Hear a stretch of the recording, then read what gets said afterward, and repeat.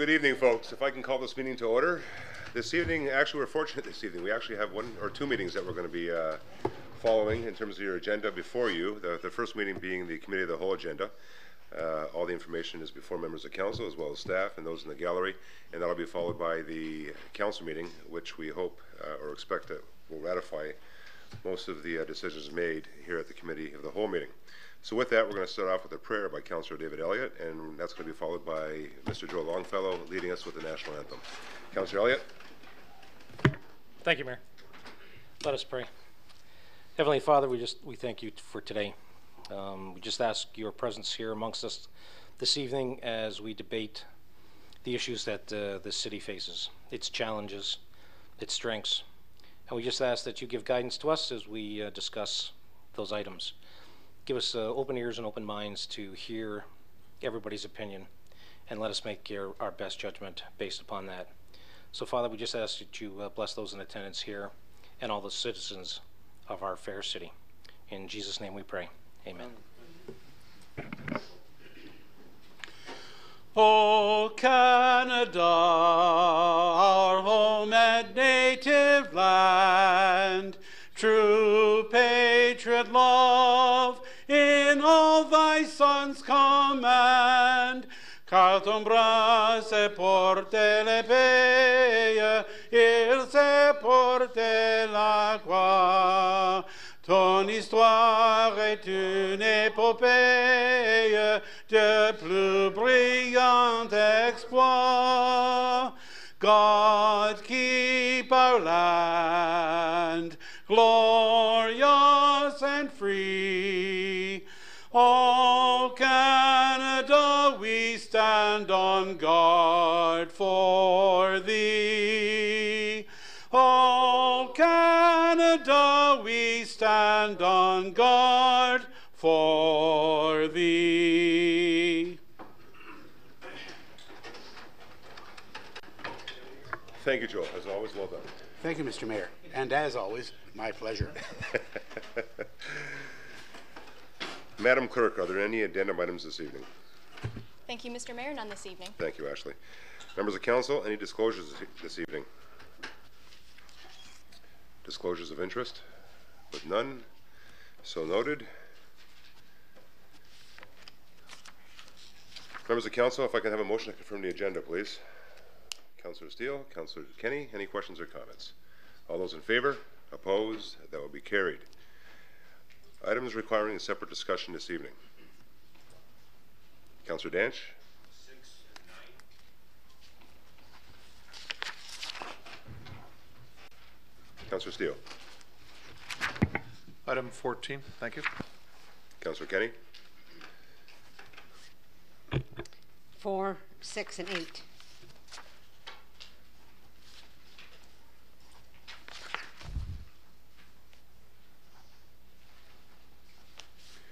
Further items, members? With none, if I can accept the motion to approve the remainder of the items, please. Councillor Butters, Councillor Desmarais, any questions or comments? All those in favor? Opposed? That will be carried. Thank you. Members, I'm going to move on to the podium to make the first presentation.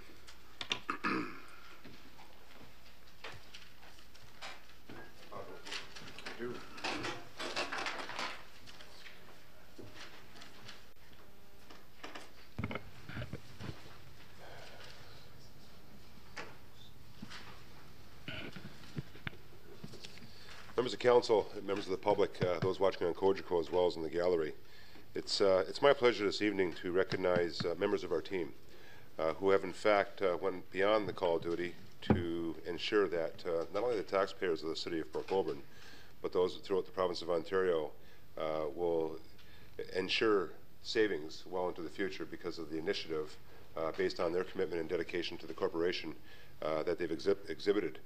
And it's always nice to stand here before not only members of council, but more importantly, members of the public, to once again ensure that you know that the team that you have working on your behalf are doing so, not just within the obvious framework, but going beyond the call of duty and ensuring that that the work that they do is done, taking into consideration the respect that they have for the taxpayer, on top of and equal to the respect that they have to ensure that the services that they provide are those that each and every resident of the city of Port Colborne expects. So with that, members of council, it's my pleasure this evening to recognize a group of employees who worked extremely hard in 2013 to come up with some significant cost savings for our municipality here in the city of Port Colborne. The employees of our engineering department sought approval from the Ministry of Environment for an amendment to the current legislation for construction of water mains in common trenches that will result in substantial cost savings on future municipal construction projects. And I know this is not something that we see every day because a lot of those pipes are under the ground. But the one thing that we do see well, not every day, but at least a few times a year, is our tax bills, and in this case, our water wastewater bills. And with that, the impacts of those bills are felt by all of us. And for our team to actually go out and find new methods for cost savings on future municipal construction projects, there's something to be said about that. Despite rules that say no, the Ministry of Environment has given their blessing to our engineering department to work outside the box. This change in rules will provide the city of Port Colborne with thousands of dollars in savings. The first identifiable savings is the water line replacement on Claudia Street West, an estimated cost of close to $350,000 in savings alone. This new initiative by the department, and this is our operations department, will enable the city to complete much needed capital work in the future without the need to significantly raise water rates. But that wasn't enough. As recently as last week, staff has investigated additional measures to seal pipe in trench that will translate into great savings. It is unknown at this time what the savings will be, but clearly and certainly it will continue to reduce our cost and therefore our dependence on the ratepayers. So it's my pleasure to, actually before I do this, I'd like to have Bob come up and say a few words as well. Bob, as being the leader of our administration, I think it would be appropriate to hear from him as well. Bob? Thank you, Your Worship. We challenge all of our staff to find ways to reduce costs, make improvements to even the smallest. They all add up into thousands of dollars. This department got together, and despite the rules, as you said, Your Worship, that no, you can't do that, that's what the rules are in the province of Ontario, they proved that there are alternatives.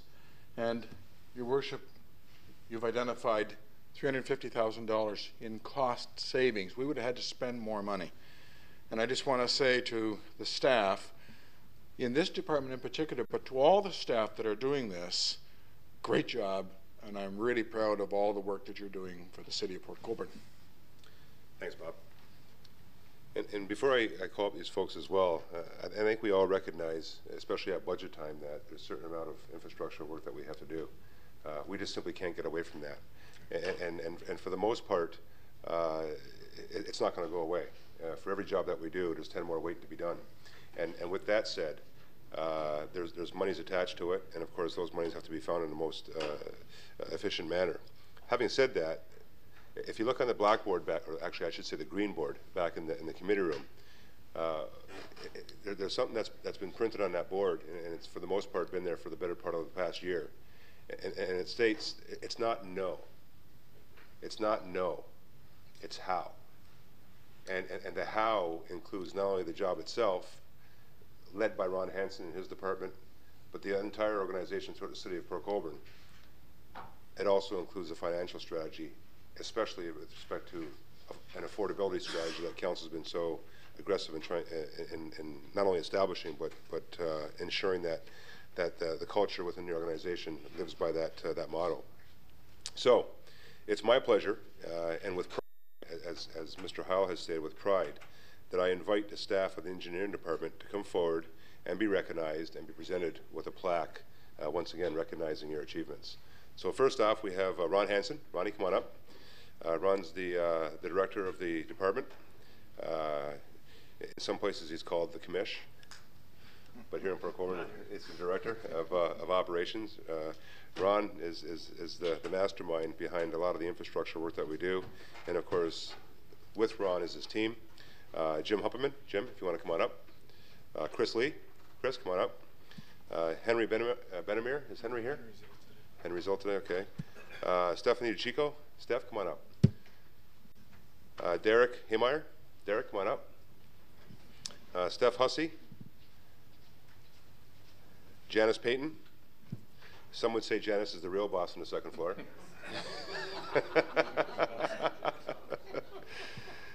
Darlene Suttard. And Alana Vanderveen. Is Alana here? Alana couldn't make it.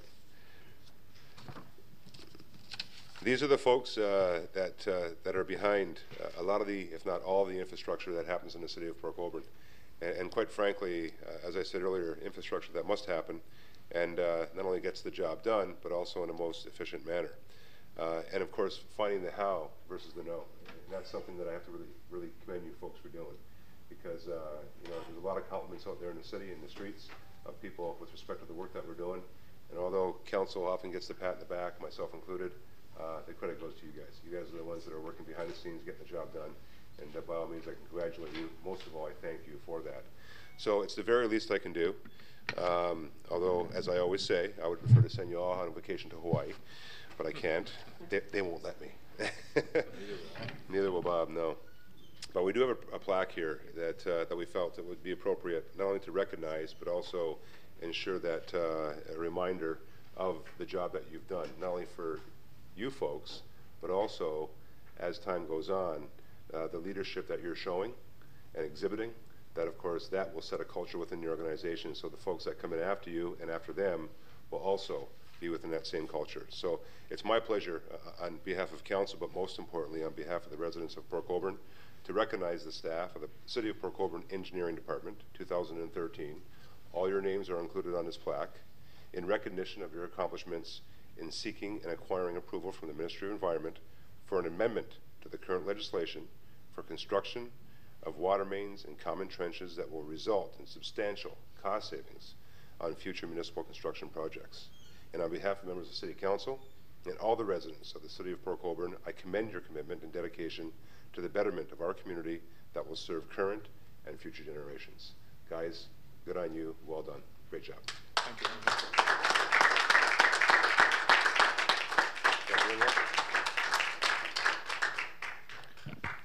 Mayor Badaway, CAO Heil, and members of council, members of the public, just like to say a word on behalf of our team that we're very appreciative for this recognition. We have a very hardworking team, a somewhat small team in terms of numbers, but everybody's very hardworking in this group. And certainly we're going to display this plaque with a great deal of pride on the second floor in our committee room. If I may, I've asked Chris Lee just to give council a little bit of a taste of what this initiative was in terms of our approach to the Ministry of Environment. And I'm very proud to say that with this initiative and the initial savings on the Clowley Street project, we certainly have saved enough money now to at least have one additional capital project in the water main business go forward in the next year or so. So we're very proud of that, and it's a great initiative. And as I said, it's a real team effort on behalf of engineering and operations. So if Chris would come forward and just give council a little bit of a taste of what this involved.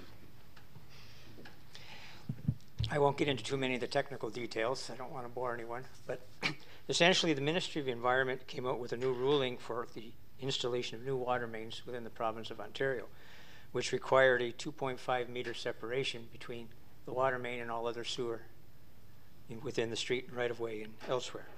That being said, that equated to a very costly endeavor for the City of Port Colborne based on our topography and the fact that we have a great deal of rock located within our substructure of our ground. With that, the engineering department started to investigate alternatives, trying to suggest different ways. We queried the Ministry of Environment and asked them if there was any alternatives. There was numerous emails, discussions. Eventually, staff was able to get the director of approvals for this area to come to Port Colborne. He sat down with the staff at the City of Port Colborne's engineering. We put our proposals on the table. We then presented a design brief to the Ministry of the Environment. They approved that design brief, and we now have a made in Port Colborne solution that nobody else in this province has. What it's done is it's allowed us to put our water mains closer to our sanitary and storm sewers, a lot of them in existing trenches, which eliminates the need to remove this extra rock. That being said, there was some numbers previously bantered around, but at this point, the first job that we are doing this particular methodology on is on Clowley Street West, and at this point in time, we are looking at in excess of $400,000 in savings. That being said, the department is quite proud of being able to push this design initiative forward, and we're sort of interested to see what the rest of the province is going to do in our shirt tails. Good job. Good job, guys. Great job. What do you guys say, Alex?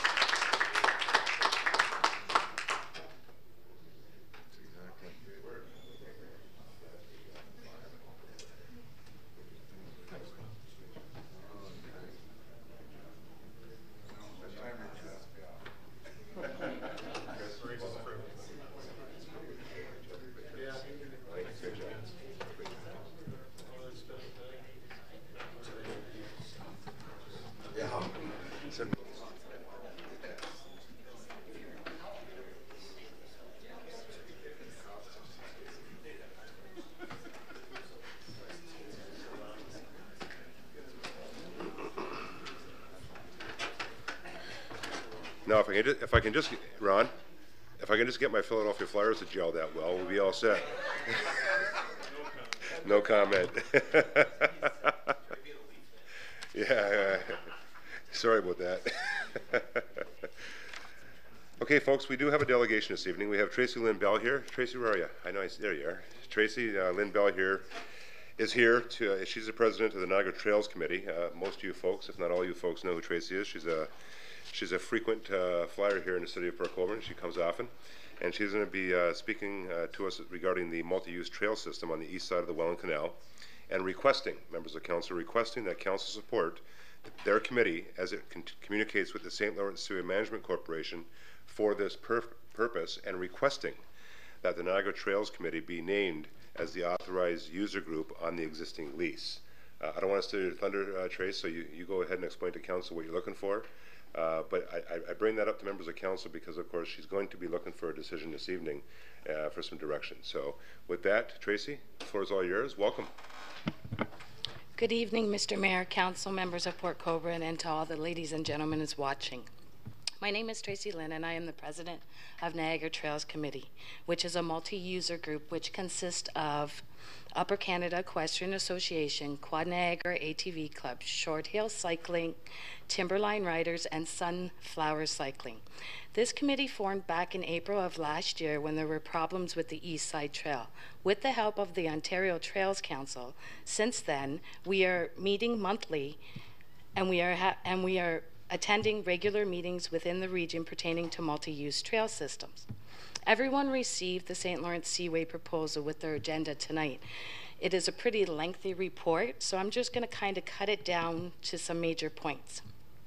Our goal is to have an organized trail system to provide a legal, safe environment for all user groups within the Niagara region. Niagara region has experienced issues with the East Side Trail, and the Niagara Trails Committee would like to be able to help with these issues that are occurring daily.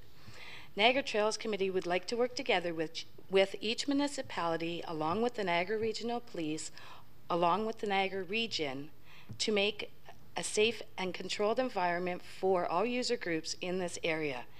In our proposal, you will see that the Niagara Trails Committee can help out in a lot of ways pertaining to the East Side Trail. Everything from cleanup, signage, tourism, economic benefits, trail partnership, trail wardening, trail building, trail safety, education, stewardship, and along with that, giving all the user groups a safe and responsible place to ride. Niagara Trails Committee has also completed, and we are just finishing up, a common bylaw within the Niagara region pertaining to ATVing and dirt biking. It will be going further on this week to the ICP department at the Niagara region. I am asking for two requests from your council. One, to have Niagara Trails Committee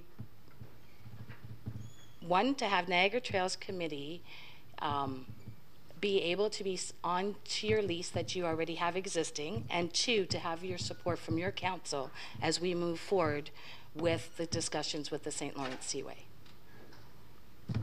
If there is any questions, please feel free to ask. Thank you for taking the time to allow me to present the Niagara Trails Committee has to offer a way to correct the problem with the East Side Trail. Thank you, Tracy. Well done. Thank you. Members of Council, are there any questions or comments? Councillor Steele and Councillor Desmarais and Councillor Bodner. Councillor Steele. Thank you, Your Worship. Through you. Tracy, just to take us back a little bit, the former agreement that they had actually omitted some of your user groups, correct? Yes. I think it was the ATV people, because I remember we had them here in the past. Mm-hmm. So in essence, reading through this, obviously you've expanded the users Yes. quite a bit. So and we've got everybody included now then? Yes. Okay. Good job. Thank you. Great. Thank you, Councillor. Councillor Desmarais. Thank you, Mr. Mayor. Through you to Tracy. Tracy, I do want to say thank you for all the work that you're doing here, and I've enjoyed working with you both on the Greater Niagara Circle Route Committee and here in Port Colborne on the East Side Lands issue with the trails. I would like to say to Council that having worked through a lot of this with Tracy, I would recommend that we do support Niagara Trails Committee's effort to negotiate with the Seaway. And I know that with Harry is busy working through through all of this and creating a report, so there will be more information forthcoming later. But at least for now, that we should give the support to the Trails Committee, and I do believe that it would be wise of us to add Niagara Trails Committee as a user in, we've lost a few of the groups, I believe Snow Seekers, there may have been a couple that are no longer in existence today that are on our existing list, so maybe it's time to revamp that lease. So I'd like to see us support that as well. Thank you, Councillor. Councillor Bodner. Thank you. Thank you, Mr. Mayor. Just to echo some things that Councillor Desmarais has said, you know, I think we've seen examples of this before where user groups, when they take ownership of something, it makes a huge difference. I mean, you know, staff can do different things on different trails and things, but when the users take ownership of it, all of a sudden they police it, you know, and then the users pay attention to other users. I mean, it carries almost more weight than us putting up a sign, or, you know, or our staff even telling somebody something. You know, I really think this is a good initiative, and I'll certainly support it. Thank you. Thank you, Councillor. Councillor Doucette. Thank you very much, Mr. Mayor. There was a lot of rumbling in the Welland area last year. Has some of that been resolved? Are they back at the table? Or because I know for a while there they wanted to close it completely down, and that means that the East Trail would be in two parts: Port Colborne, Thorold, and nothing in between. So is there an answer to that, or you guys are still working on it? What? Thank you, Councillor. Tracy. I am doing a delegation tomorrow night, same delegation I did here tonight with Welland. The request to Welland, yes, they did back out of their lease. The region ended up backing out. So what we are doing is going forward, asking Welland for their support to allow us to continue with this. Along with, we asked the Niagara region, and Angie can vouch for that. I will have my letter from the Niagara region for the support of this also, so that this trail system will go straight through from Port Colborne, through Welland, through Thorold. The only difference with Welland not being on the lease like Port Colborne is and Thorold is Niagara Trails Committee will be at the head of that lease instead, that Welland section. So I'm hoping that we'll get their support tomorrow night when I do this delegation with them. I've had several meetings with them back and forth. It is Welland's bylaw officer that is working with me to write this one common bylaw straight across the board for the Niagara region. So they are still intrigued on what's happening. I'm keeping my fingers crossed.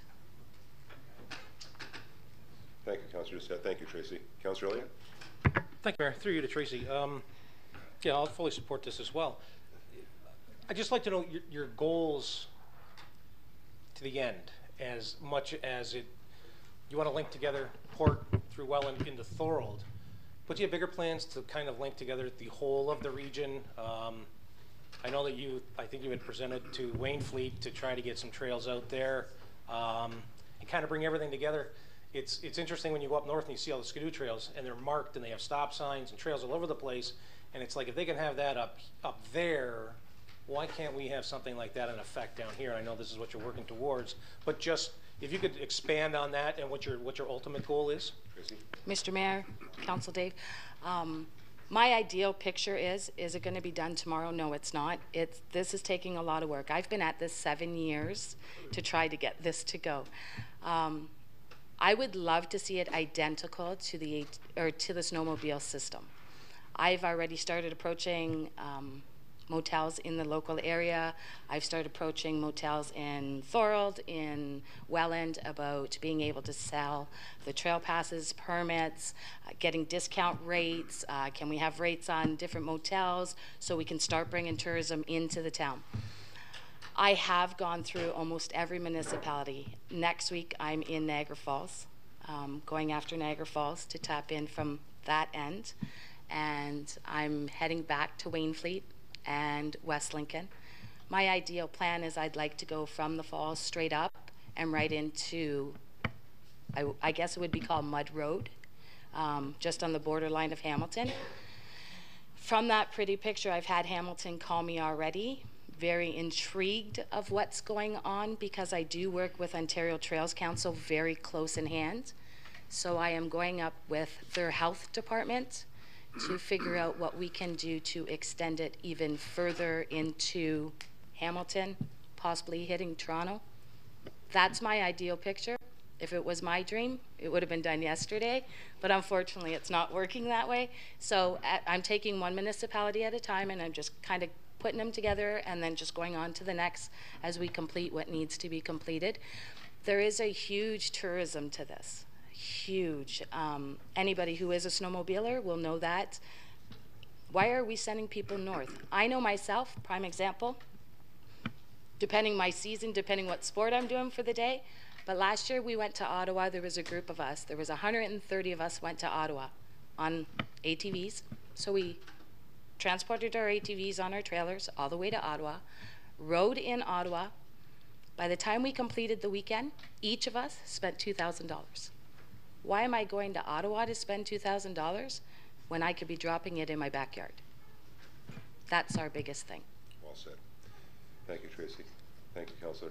Councillor Bodner. Thank you, Mr. Mayor. Tracy, you just said the magic word tourism.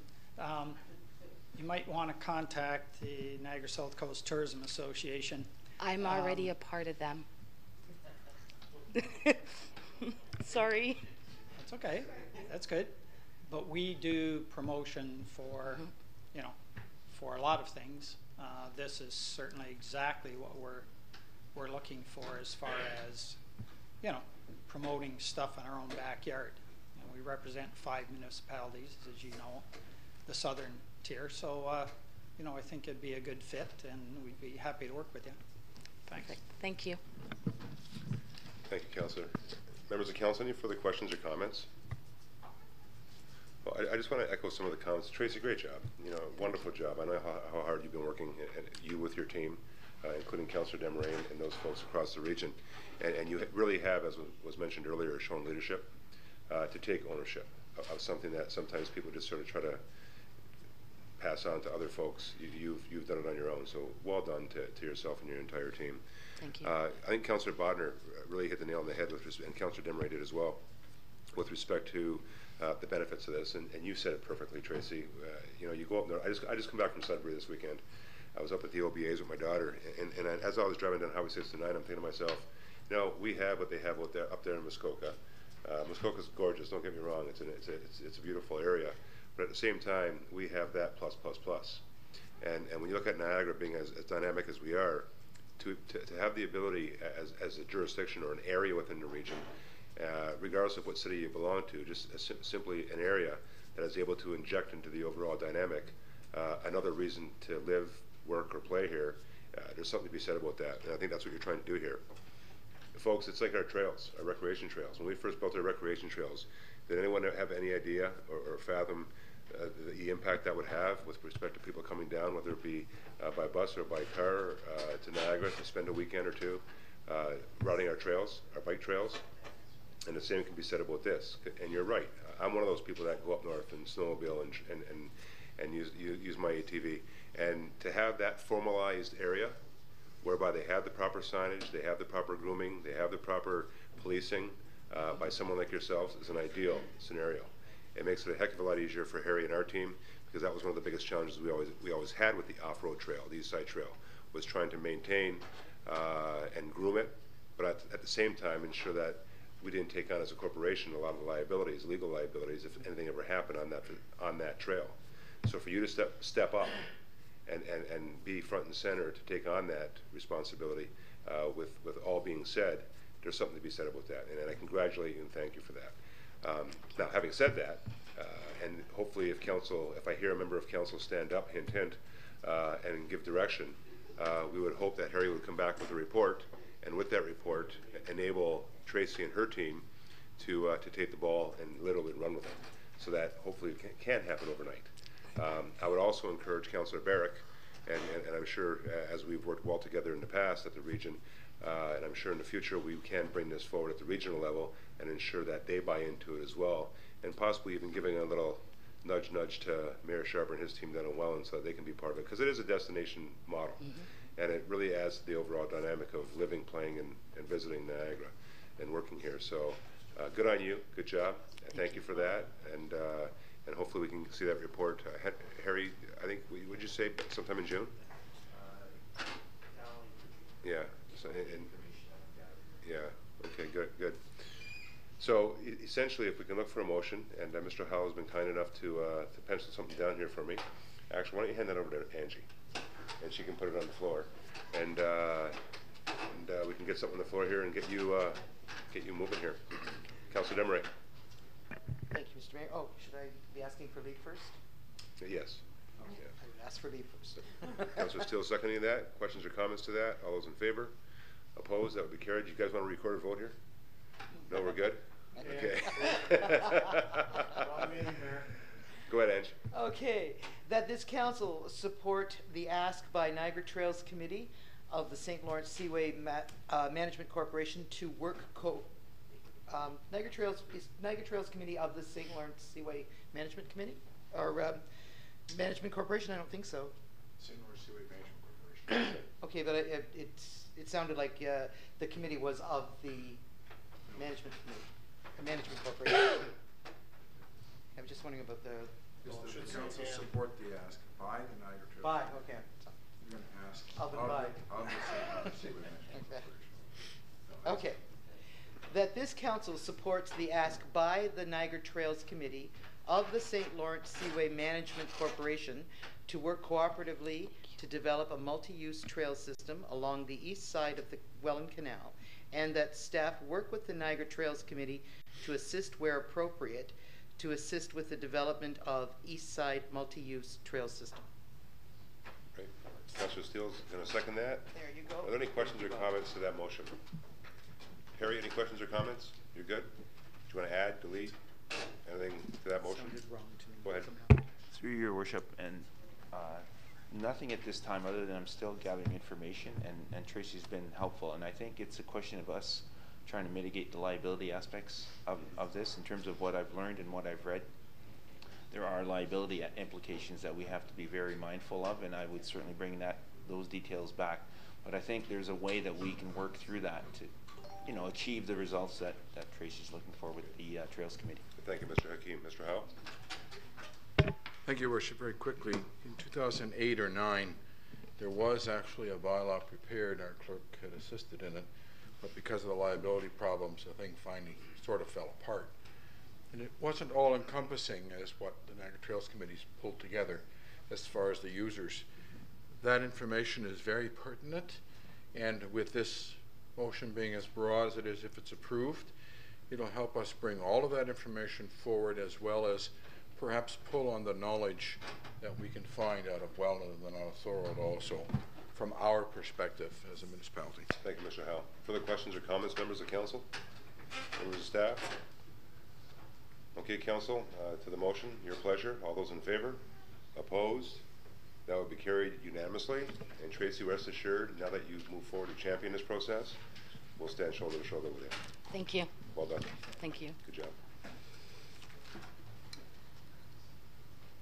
Members, we'll now move on to the Regional Council's report. Councillor Barrick, welcome.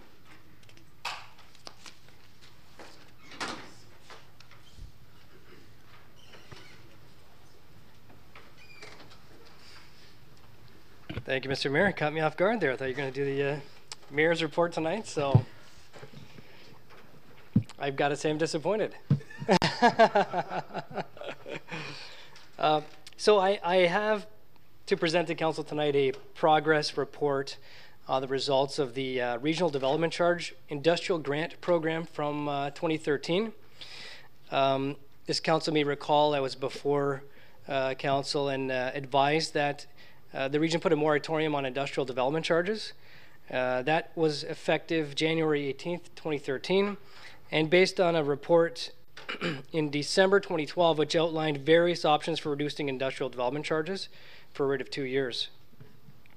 The development charge moratorium was implemented as a grant on qualifying industrial developments.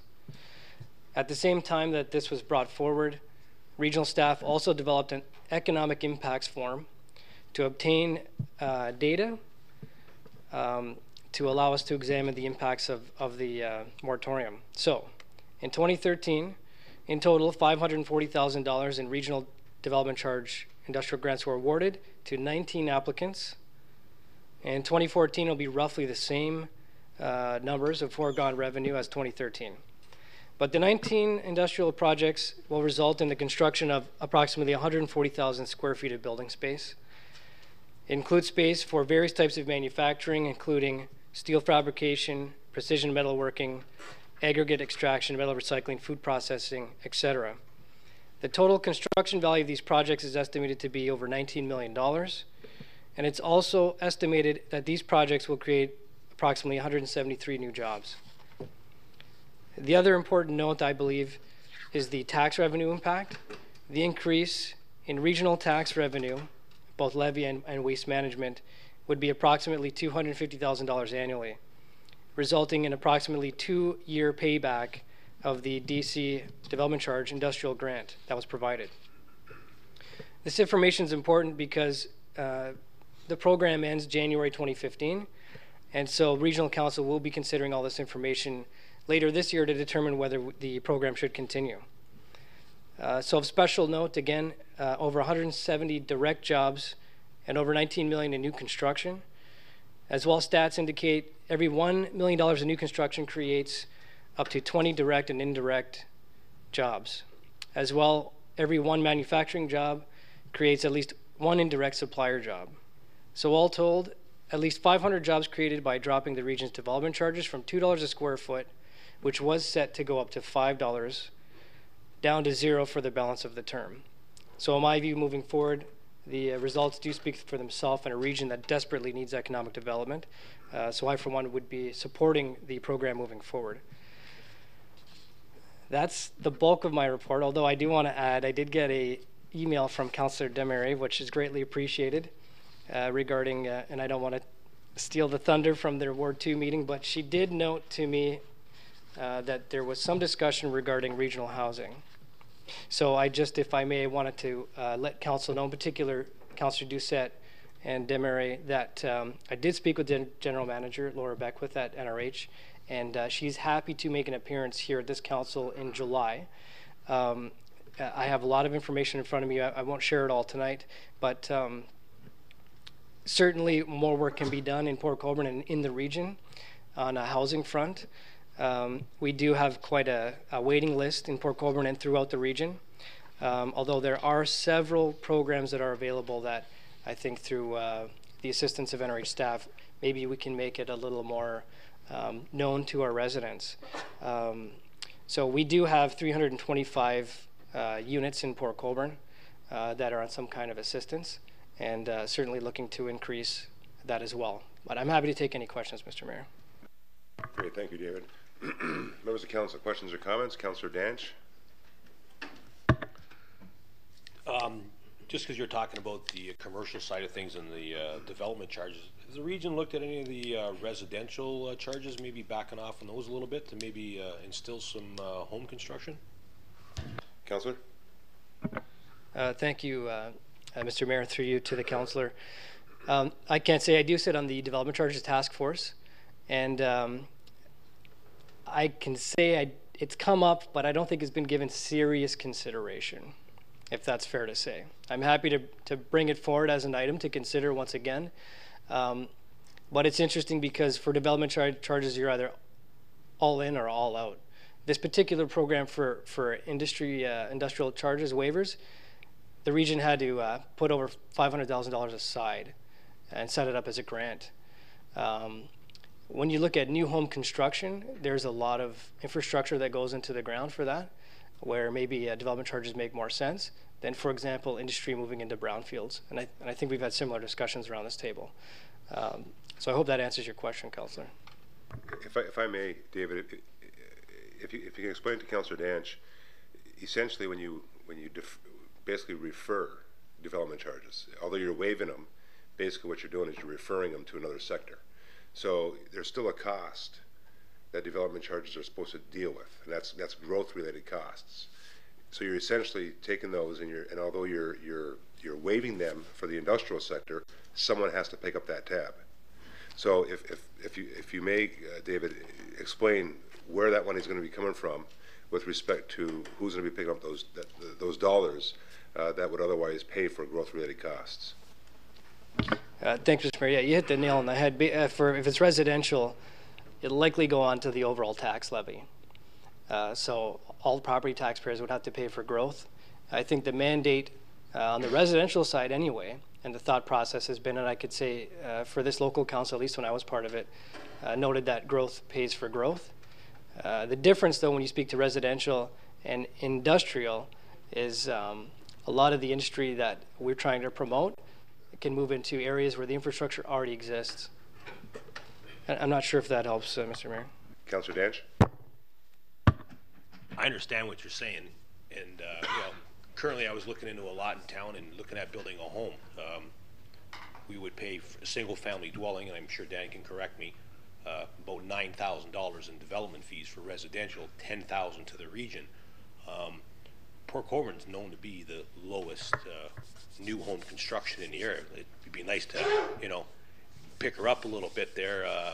Whether it's a single-family dwelling or a row of condominiums, anything would certainly help, and it puts money into our tax base. That's how it pays the bills. Thank you, Councillor. Councillor Elliott, and then Councillor Desmarais. Thank you, Mayor. Through you to Councillor Barrick. You said that there was 19 new developments that were spurred on because of this. Is there a breakdown per municipality on where these 19 went? Were they net new businesses or were they expansions of previously existing? Can you expand on that? Councillor Barrick. Thank you. So I do not have the list of 19 in front of me, although I believe it can be made available. I understand, though, that none of the 19 were located in Port Colborne. Many of them were expansions. With that said, the region does need jobs, and so jobs created anywhere in the region does benefit Port Colborne as well. Many people in Port Colborne commute, so I can't drill down so far as to say how many of those approximately 500 jobs are carried by Port Colborneites, but it is good news for the region. Councillor? Yep. Thanks, Dave. And I guess, to pick it up on what Frank had said, and you had just stated too that a lot of these expansions and developments were on existing infrastructure. And a couple of meetings back, we had a gentleman from town, Mr. Matheson, about development charges on his property that he's got. He was looking for us to waive our share of them, which would have been approximately $35,000. The region's share was approximately $65,000, so he was looking at $100,000 in development charges on an existing lot, which was and is serviced, and we're going to charge him $100,000 more to build his building. And yet, if he would have rebuilt in the 2 years from tear down, Dan, give me a head shake, yes or no, 5 years? He had 5 years to rebuild, and he wouldn't have had to pay development charges. But because he's outside the 5 years, he gets whacked with $100,000. yet there's no net new impact on the existing system. And here we're giving breaks to industrial, which provide jobs, but also on the commercial side, when you're building within existing infrastructure. I think that's what Councillor Danch was alluding to, as far as infilling on single site, single lots in a built form area, as opposed to brand new subdivisions, where you might get 50 to 100 houses, where I can understand growth pay for growth. I think that's what Councillor Danch was looking at. Why are we charging people so much to build in an area where the infrastructure exists, and you may have people that won't build because of that? And I know you've set aside the money, the $540,000 to backfill that which you have granted. That comes from the taxpayer. So the taxpayer's picking up the tab to have growth in the region, and I get that. But sometimes maybe we ought to look at doing the other side of the coin and looking at the residential side, especially if it's an infill area or pre-existing where there was buildings that have been taken down. Thank you, Councillor. Councillor Barrick. Thank you, Mr. Mayor. Well, I'm hearing comments from two councillors, which I, as a regional councillor, would be happy if the City of Port Colborne took the lead. City of Port Colborne does charge development charges across the board, was my understanding. And so I hear what you're saying. This is a good news story, right? 500 new jobs created. The rate was going to be set from $2 a square foot to $5 a square foot, and I think we're going in the right direction. So I maintain that. I personally view it as an additional tax, right? We've seen by the economic status update here that the return on investment here is only 2 years. So I'm all in favor of waiving it for industry. It's certainly worth looking at on a commercial basis. And residential sector, I think, may be premature, but certainly worth more study. It's an easy knee-jerk reaction just to say waive them all, but it's not that simple. I think we need to do our homework. And certainly, you know, you as city councilors in Port Colborne have the authority and the right to raise your own in Port Colborne as well. Okay, thank you, Councillor. Councillor Desmarais. Thank you, Mr. Mayor. Through you to Councillor Barrick. Dave, thank you so much for your prompt action on this. We hear housing issues come up at ward meetings all the time. This time I was a little bit surprised by where they were coming from, because the people that were raising their concerns were single and married seniors and older adults who are now raising grandchildren. So that's the kind of family they're forming. And I haven't heard that before. Not at ward meetings. It hasn't come up in that way. And there was a significant number. So that did really raise my concerns. And I didn't have the answers to their questions as to whether we're building more, if we're going to take what we have and make them nicer, make them more livable. How can they get into them? Those sorts of things. I didn't have those answers readily available. So I think maybe some work does need to be done, and I would look forward to hearing from Niagara Regional Housing and maybe doing something more here in Port Colborne. Thank you. Thank you, Councillor. Further questions or comments? Councillor Elliott. I want to have one last shot at him, and I didn't mean to say that it was a negative. No, if that's the impression I gave, I'm sorry, Dave. That's not what I was. That's not where I was going. You're right. I would like to see a reduction in development charges, especially on the infill side, commercial and residential. You know what? That's a conversation to be had. Yeah, 500 jobs in the region. Anytime we get any new jobs come in, yeah, cheers to you. It bewilders me when you're at $2 a square foot for development charges and we're contemplating going to $5. I mean, that's a 250% increase in development charges at a time when, you know what, the economy's as sluggish as it is and hardly anything is being built. And even this, it's great, the 19 developments in a year. You take a look at the size of the region, and 19, while it's good, we get 500 net new jobs. It may be sluggish in comparison to some other areas. It's just, I'm glad to see that it's having an effect. And I just wonder, is there feedback that these expansions and developments were directly related to the development charge waiving, or are these some things? And I don't want to, you know, get away from what the region's doing, but is there any way to measure the traction that that has gotten?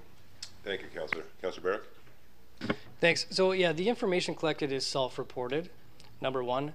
And so there were only 19 applicants, at least, that were successful in getting funding. That doesn't mean that there were only 19 developments in the region in 2013. There are many, many more. And I can tell you that in many instances, although I can't drill down quantitatively here, that yes, it is the difference of locating here or not. So can I give you a number today? No, I can't. But I do intend on following up on a breakdown of the 19 and be happy to share that with members of council. Thank you, David. Thank you, Dave. You know, guys, it goes back to what we always talked about earlier on, and Councillor Barrick's been part of this with respect to the regional initiatives, but it's part of a bigger package. And I know Young Winslow, maybe not last year, but I know Young Winslow had taken advantage of that waiving of development charges, I think it was 2 or 3 years ago when they expanded. But ultimately, it belongs to the bigger package on us trying to compete globally with trying to bring business into the Niagara region. And that as part of that package, we have the gateway incentives, we have that CIP, we have the 5 CIPs that we have here locally, whether it be industrial, brownfield, waterfront, and the downtowns. We have those, and with the downtown, downtowns, I should say downtown and uptown.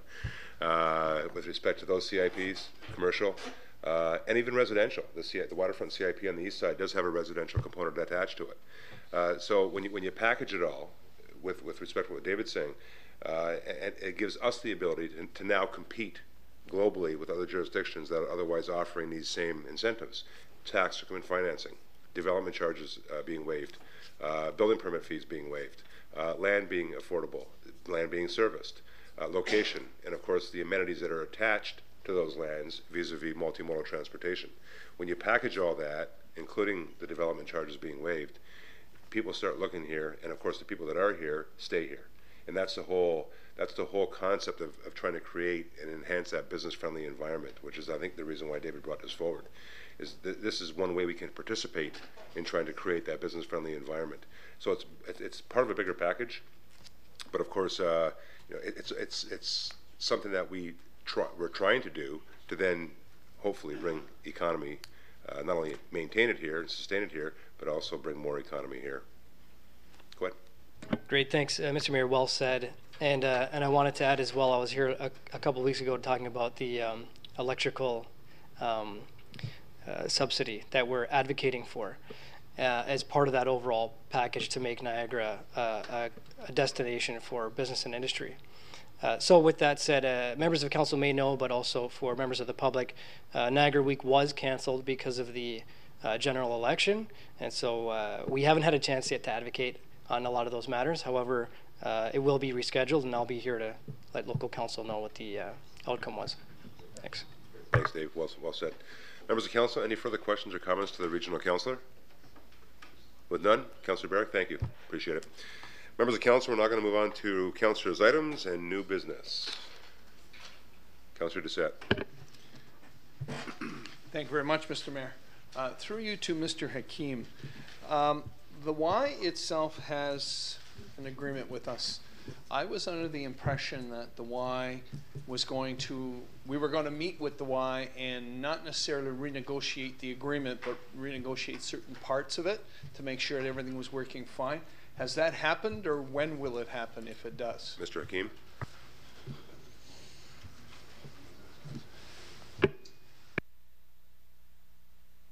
I'm sorry, Mr. Sinez, go ahead. Thank you, Mr. Mayor. Through to Councillor Doucette. Actually, we did have a pre-meeting just this past Friday to discuss some of the agreement and also bring forward the annual report that's going to be coming forward to council. They're looking at coming to council in June to give council an update for the full 12 months worth of operation. And so that will be coming forward soon. So we had our initial discussion on Friday. We're going to be meeting, Mr. Howell and I met with them myself, and Mr. Howell is going to be meeting with them myself. We're going to set up another meeting within the next couple of weeks to look at it again. And it is an agreement that on an annual basis, the first year that we would sort of sit down and review as to how things went on, and if there's anything that we needed look at whether or not there's any changes and so on. And so that's in the process, and we'll be coming to council probably by the end of June to present that to council. Great, thank you, Mr. Sinez. Thank you very much, Mr. Sinez. Since you are in the process of doing that, and at our ward meeting, we had a good number of seniors that wanted something done. All they want to do is swim. They don't want to do anything else. And one of the options they gave was that if the city itself could negotiate a time with the Y, let's say an hour, they would pay a reasonable fee, but all they want to do is go swim. Is there a possibility of that? And I'm just putting that out. I promised them I would, so here it is. Is there a way of negotiating with the Y to give them an hour? And they weren't sure when the hour, they wanted this hour, but they wanted approximately an hour, 45 minutes, where they could just go in, pay their fee, and go swim. Thank you, Councillor. Mr. Sinez. Through you, Mr. Mayor, they do have daily swims and daily rates, but I know that it's something that I think some of the seniors and the swimmers aren't, I guess, happy with. So it is something that we can discuss with the Y to see if there's anything that we can work through, and because it is something that there are a number of different areas that we did work with the YMCA, and they were able to accommodate us on a number of different issues. Our old memberships, and members coming in and providing that service, and we had a few other areas where the swim team and piranhas and all that. So it's very unique in Port Colborne, because in other Ys throughout the region, that type of programming isn't available, but we've been able to work with the YMCA here in Port Colborne, and they've been able to sort of accommodate the fact that, you know, it is community based, and it's not strictly the YMCA, and although they have their own guiding principles and memberships, and that they have to follow because of their own mandate, but they're able to also accommodate us, and so we'll bring that forward in part of our meetings. Councillor. Thank you very much, Mr. Mayor. Just one last comment through you to Mr. Sinez. Once we have an answer to that, can you bring it back to us here, just so that we can let our people know whether it's possible or not? I know that some of them are waiting for that response. Thank you, Councillor. I'm sure you'll make that as part of the report. Thank you. Any further new business? Councillor's items. Councillor Danch and Councillor Demaray. Through you to Mr. Hakeem, just a couple marina questions if I could. It's almost boating season. I think most of the ice has gone out there now. There's a few icebergs still floating, I'm sure. Of course, the launch is always a question. Are we going to a pay machine this year for the launching fees and whatnot? Mr. Hakeem. Through your worship to Councillor Danch, yes, we are. We're actually in the process of having them installed, I believe, tomorrow morning. Thank you. The pads are in, and we'll be installing them shortly. Thank you, Harry. Councillor. Yeah, perfect. Good to know, and hopefully this works out for us, maybe on a trial basis for a year and see how it goes. That awning that's down there was some concerns whether that awning was going to be taken out. I know it's a nice place for people to sit and watch some of the boats going in and out. I just wonder what we're going to be doing with that. Mr. Hakeem. Nothing's been discussed at this point from a maintenance standpoint. It hasn't raised any concerns as of yet, but if it does, we'll evaluate it at that time. Councillor. Up we go. Those great big rocks that all say cotton on them, they got moved there last year or 2 years ago, and they've been put fairly close to the grass, and a lot of the boaters understand the idea of, you know, keeping the boats off the lawn, and for those of us that don't know how to back up a boat, any chance of those rocks maybe getting moved forward a little bit so some of those guys with the smaller crafts can still park their boats as opposed to going over to the large parking lot on the other side? Mr. Hakeem. Through your worship to Councillor Danch, in terms of those concrete blocks right now, they were installed as a means to help delineate from the traffic coming in and the people using the park, and also to rehabilitate the grass to a large extent. I'm not sure, I've got to confer with obviously the park staff and other aspects of the work that's going on down there, but right now I don't think there's any indication that they're going to be moved, but we have access to the west side lot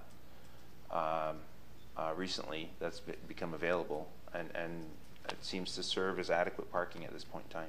Thank you, Harry. Councillor? Okay, I hope that answers all our voter friends' questions for this night, and appreciate your help. Thank you. Thanks, Frank. Councillor Demeray. Thank you, Mr. Mayor. Through you two, I suppose the first one would go to Harry Hakeem. I just wanted to ask about the culture plan that is supposed to be developing here. On May 27th of 2013, Council put forward a motion and passed a motion to support the creation of a culture plan, and staff was asked to prepare a report on the method of developing it and to outline the benefits to citizens. And I just wondered what the status of that report was. Thank you, Councillor. Mr. Hakeem. Through your worship to Councillor Demeray, the status of that right now, I'm working with the Friends of Roselawn Centre, and we're actually collaborating to try and put forward a more comprehensive report between now and by the end of the year. Obviously, we're going to put together terms of reference. We're going to try and collaborate to get members of a committee together. And so that still continues to be a work in progress right now, to put together terms of reference and put out a proposal to see, a proposal to get a third party to come in and actually execute the master plan. Thank you, Harry. Councillor? Thank you, Harry. That's the problem here. The direction from council was for staff to prepare a report on how to go forward with the cultural plan. It wasn't to actually create the cultural plan. That was my understanding anyway. And there's members of the community that are upset with A, the number of dollars that it's going to take to do it the way it's being laid out right now, and B, they feel that it's being dominated by the needs of Roselawn as opposed to being an all-encompassing community culture plan. So that's something that needs to be considered, and they're looking for a call for committee members. That hasn't happened, all of that sort of thing. So maybe you could speak to that. Go ahead.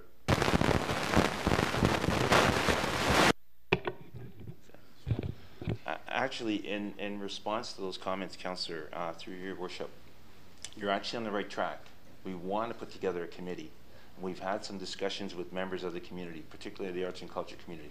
It is definitely going to be widespread, encompassing the entire community, not necessarily focusing on Roselawn as a center of arts and culture. That implication from our standpoint, from staff, has not been made. It may have been discussed amongst members of the arts and culture community, or different members, I'm not sure, but it's certainly from our standpoint, it's going to be all-encompassing for the community to embrace versus one facet of the community or one facility over the others. Thank you, Mr. Hakeem. Councillor? Okay, thank you, Harry. I think that it's been well answered. So if there's more questions, I'm sure my phone will ring. But in any case, item 2, and this is, I would imagine this is for Ron Hansen. I got a call from DeWitt Carter School today, and this is actually kind of good news, I think. Carrie Benson, the head caretaker, was asked to call me. He was asked by the principal. They have a baseball diamond to the rear of the school in the yard that was used in the past and is now kind of neglected. It requires, at the very least, a load of stone to be put around it and just some sprucing up. They are very, very willing to allow the community to use this on a regular basis, so the kids could go in and just have pickup games, which is not something that they can just have anywhere, but they want to partner. The Parents Council, the school, both would like to partner with the city. Now, I really don't know the ins and outs of this. I don't know what it would take, but I did say that I would relate this to staff and have staff contact them, and if it can go forward, that's wonderful. If not, then that'll just be the way it is. But so I'm delivering the message. Actually, Councillor, what I would suggest you do is ask for leave of council again and actually put a motion forward. That in fact, council asked the public school board to actually establish a reciprocal agreement with the city of Port Colborne, and we can then move from there. Okay, I will do that. So we'll ask for a leave of council first. Councillor Steele will second that. Questions or comments to that? All those in favor? Opposed? That will be carried. Councillor? Okay, and I would put a motion forward that we contact the school board and we want to create a reciprocal agreement. What I would recommend is that staff be directed to begin negotiating with the District School Board of Niagara an overall reciprocal agreement that would then establish the usage of both our facilities, whether it be ours or theirs, on I'll use the word on a fair financial basis. That would be wonderful. Do we have that, Ashley? No point in me repeating that one. Okay, I would like to move that then. Do I have a seconder to that? Councillor Bodner, are there any questions or comments to that? Peter? You're good? You know where I'm going with this, don't you? That's great. Any further questions or comments? All those in favor? Opposed? That would be carried. Thank you. Councillor, goes back to you. That's everything? Good. Members of council, any further new business or councillors' items? With none, members of staff, any updates? Anything? Nothing? With none, we'll move on to the minutes of the 12th meeting regular of Committee of the Whole, dated April 28, 2014. Members of council, if I can have a mover and seconder for that, please. Councillor Bodner, seconder, please. Councillor Danch. Hello. Councillor Danch, any questions or comments to that? All those in favor? Opposed? That will be carried. Thank you, members. We'll now move on to the items requiring separate discussion. We're going to start off with item 4. Councillor Kenny. Thank you, Your Worship.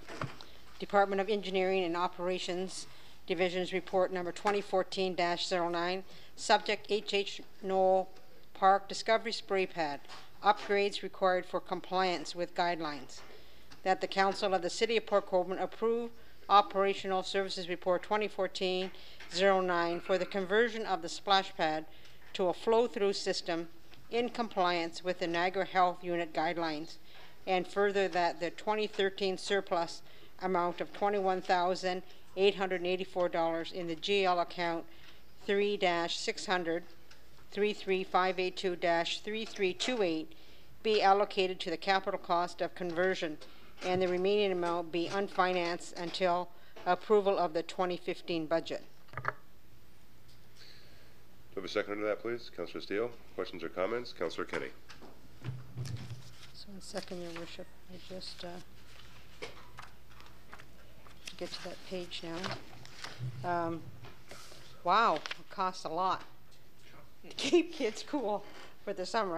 I couldn't believe the extra amount of water it was going to take to switch over to this new system, and though I really appreciate getting the information in regards to how the health risk that might be involved because of the recirculated water, but it's funny how, you know, before you could run through a puddle and you were fine, and now, you know, water splashes over you and all of a sudden the health unit thinks you're going to get some kind of virus or your health is at risk. But it just went on and on.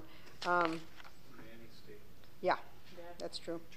Anyways, I just found it interesting that the report is coming to us, and I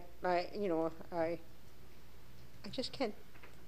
17-year lifespan of the system is estimated cost total of $177,000. You know, then it says, however, converting to the spray pad to a flow-through system will reduce the staff by 75%. Anyways, it says staff have begun the process of converting the spray pad to a flow-through system, which will be completed by June the 1st, just in time for the 2014 operating season.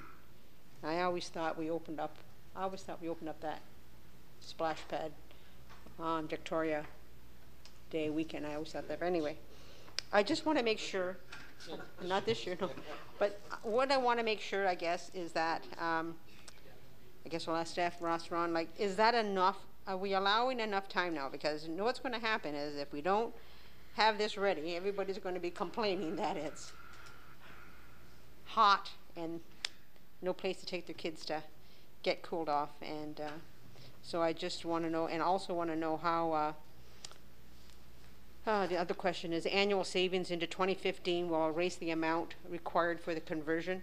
If you could address that as well. Thank you, Councillor. Thank you. Mr. Hanson. Thank you, Mr. Mayor. Councillor Kenny. It will be on schedule.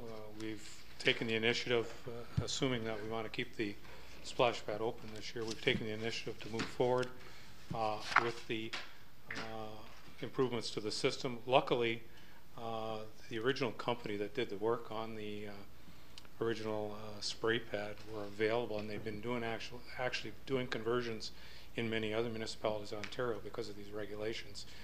At the time we built the splash pad, it was thought to be a green initiative in that you could recirc the water all the time and use less water. But in fact, the requirements as set out by the Ontario or the Niagara Regional Health Unit under the Ontario regulations requires that these UV systems, these very large systems, because the volumes of water have to be implemented. They have to be tested on almost an hourly basis. The staff time is phenomenal. The incidences of breakdown are much greater because of this type of system. So we went ahead with the conversion of the system. In fact, even though the water consumption is significantly larger, the overall operation, because of less staff time, less chemicals and so on, because it's straight in and straight out with the system, there's actually a net reduction in the operating cost on an annual basis. The work should be completed by next week rather than some reinstatements. It's well on its way. So everything will be operation for May 31st, which is first Saturday for the weather. So hopefully that answers your questions. And, thank you, Mr. Hanson. Councillor, you're fine? Great. Any further questions or comments? Your pleasure on the motion, members. All those in favor? Opposed? That will be carried. Thank you. Second item is number 6, Councillor Danch. Department of Engineering and Operations Engineering Division Report number 2014-15, subject project 2014-05, request for proposal, qualification of consulting services for site servicing on the east side employment lands. That the Council of the City of Port Colborne award the request for proposal, qualifications of consulting services for site servicing on east side employment lands, project to AECOM Canada Limited of St. Catharines, Ontario, for the total proposed price including additional services of $381,628 plus applicable taxes, and that the project be debentured in the amount of $381,326 excluding taxes through the Infrastructure Ontario Loan Program for a period of 30 years, and that the appropriate bylaw whereby the city enters into an engineering agreement be prepared with the and submitted for execution by the mayor and city clerk. Thank you, Councillor. Have a seconder to that, please. Councillor Bodner. Questions or comments? Councillor Danch. Thanks. Just looking at that, it was a pretty lengthy agenda we had tonight there and stuff, and I just kind of wondering, we're going to spend $381,000 for consultants to go looking down the east side of Port Colborne, and I just wonder if maybe we should be holding off on something like this and not throwing it in the plate of the potentially new council that was coming up down the road, and just wonder if maybe you could explain it to me a little bit. Thank you. Mr. Hanson. Mayor Badaway to Councillor Danch. The direction of council at the completion of the EA process last year for the identification of the employment lands on the east side was to move forward with the hiring of a consulting team to proceed with tender-ready design documents for the development of the east side lands. That's exactly what we've done. We've moved forward. We've put out an extensive request for proposals. We had 4 very good proposals received in January of this year, and we're bringing forward this recommendation for the hiring of AECOM to carry out this work. It's about an 18-month process to bring everybody to the table that has to be there, including the Seaway, the region, all the utilities, to do the design and analysis required for the servicing of the industrial lands on the east side. This is a very good price. We had originally estimated out of the $7 million, $800,000 to $1 million in terms of the whole process to do the design and get this thing ready for tender. The prices as they've come in, all in, are about $385,000, which is a very competitive, very good price. And as I said, this was the highest rated proposal as our reviewing team went through this process. Thank you, Mr. Hanson. Councillor? Thanks for the information, Ron. Appreciate it. Thank you. Councillor Elliott? Thank you, Mayor. Through you to Mr. Hanson. So you're saying if we award this contract to AECOM, it's an 18-month process from the awarding of the contract to detailed design? Mr. Hanson? Through you, Mr. Mayor. No, that's not quite correct. The detailed design process will take 18 months. So upon this award, say we're in start of June, we'll have 18 months. We will then have tender documents, tender ready, on the shelf, shovel ready, project ready to go in 18 months from June 1st, 2014. Councillor? Okay. Thank you, Ron. I just wanted to get that clarified.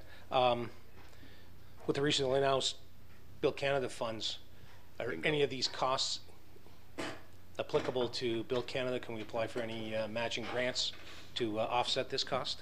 Mr. Hanson? Through Mr. Mayor to Councillor Elliott, even though the federal government has announced the Build Canada funding being available, as we scrutinize the provincial side of the project allocations, the province is still negotiating with the federal government in terms of whether they're on board and what their share is going to be. So we're monitoring that pretty much on a weekly basis to ensure that these projects funding would be available for us for infrastructure. Water and wastewater are identified under the Build Canada Fund, yet the definition really isn't there at this point in time as to what might be eligible, whether new construction as opposed to repairing additional existing infrastructure would be available.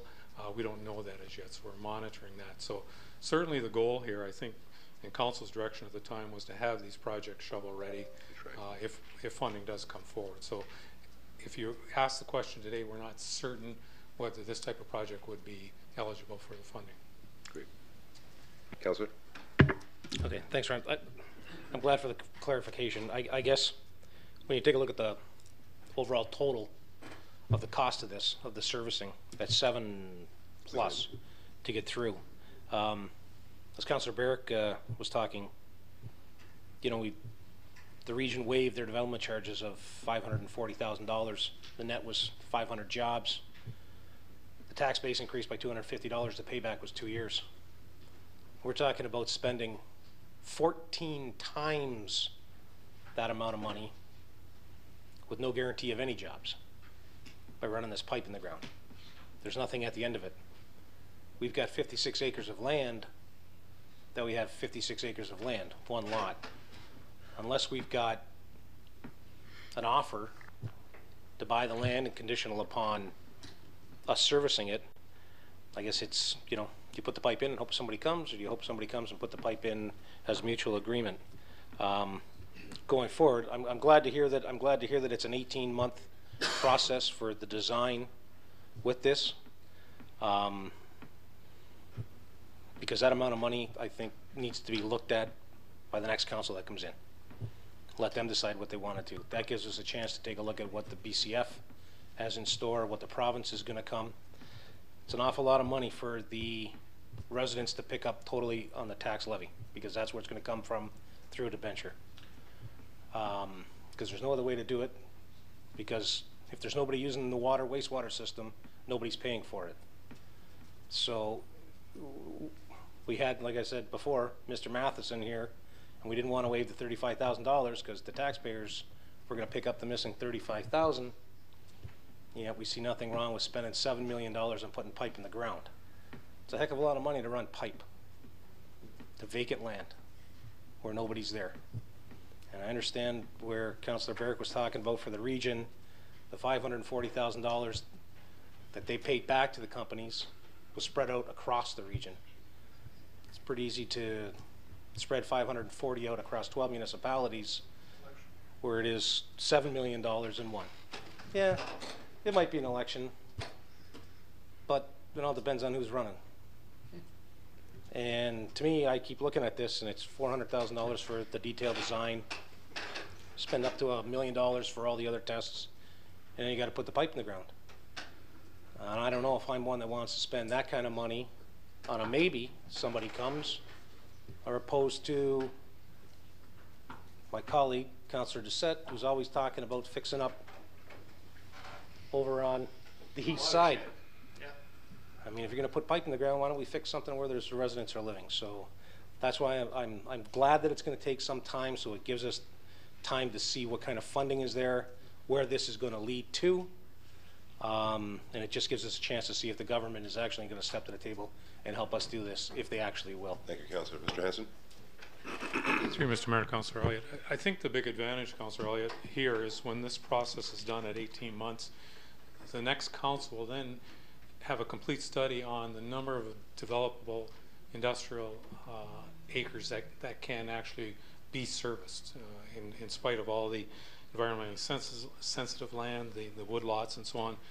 You will be able to see clearly the number of acres that can be developed in the industrial area, the cost per acre, because the firm estimates will be available at that point in time. So that'll be the advantage of council in spending this amount of money now, prior to the $7 million or whatever the number might be in 18 months. They will have the advantage of knowing that number and knowing how advantageous or cost effective it might be to proceed with those lands. Thank you. Councillor Elliott. Thanks, Ron. And I guess, you know, my concern is if you go to the region's website and you just take a look at their development section and you take a look at industrial land available in Niagara, and right now, as of today on their site, there's 162 available pieces of industrial land or buildings. And I look at that and I think 162 across the region, vacant land in different sizes, land that's serviced in Welland up to 140, with roads and lights and everything, and nothing's come. There's places, Niagara Falls, Blackburn Parkway, which is off of Montrose Road, accessible to the highway. They've serviced that. They got 2 buildings that have gone in there. And I just hope that when the next council comes in and takes a look at, you know, do we need it? Is there still the available land other places too? Because 162 pieces of property with buildings or vacant land seems to be a heck of an inventory for people to choose from. And I just wonder if servicing land here gives us the advantage to attract people. I know if we don't have it, nobody's going to come. But with the availability of land in Niagara right now, with buildings on it, anywhere from 5,000 square feet to 400,000 square feet, where does that place us in the rankings with everybody else? Does that make us more attractive, or what do we do? So I'm one of those people that looks at it like, you know, it's a heck of a lot of money to put in the ground. Will it attract people? I don't know. If it does, how long will it take before it's payback? Like Dave said, the $540,000 to the region was going to be paid back over a 2-year period. $7 million for us, maybe decades. So I'm just cautious of that. Thank you. I thought I had somebody over here. Councillor Kenny, then Councillor Bodner. Thank you, Your Worship. Council directed staff to bring back a cost for a detailed study. That's what staff brought us back. We know that we do not have any serviceable industrial land. And you're right, Councillor Elliott. Maybe they won't want to come to Port Colborne. But your hand went up just like mine for a report, and that report's in front of us. That's what we asked them to do. Is it $400,000 that I think is well spent? I won't know. I won't know until I get that study back and find out. And if I'm on this council, I'll look at it then. And if I'm not, then the next councillor sitting here representing Ward 3 will do the same.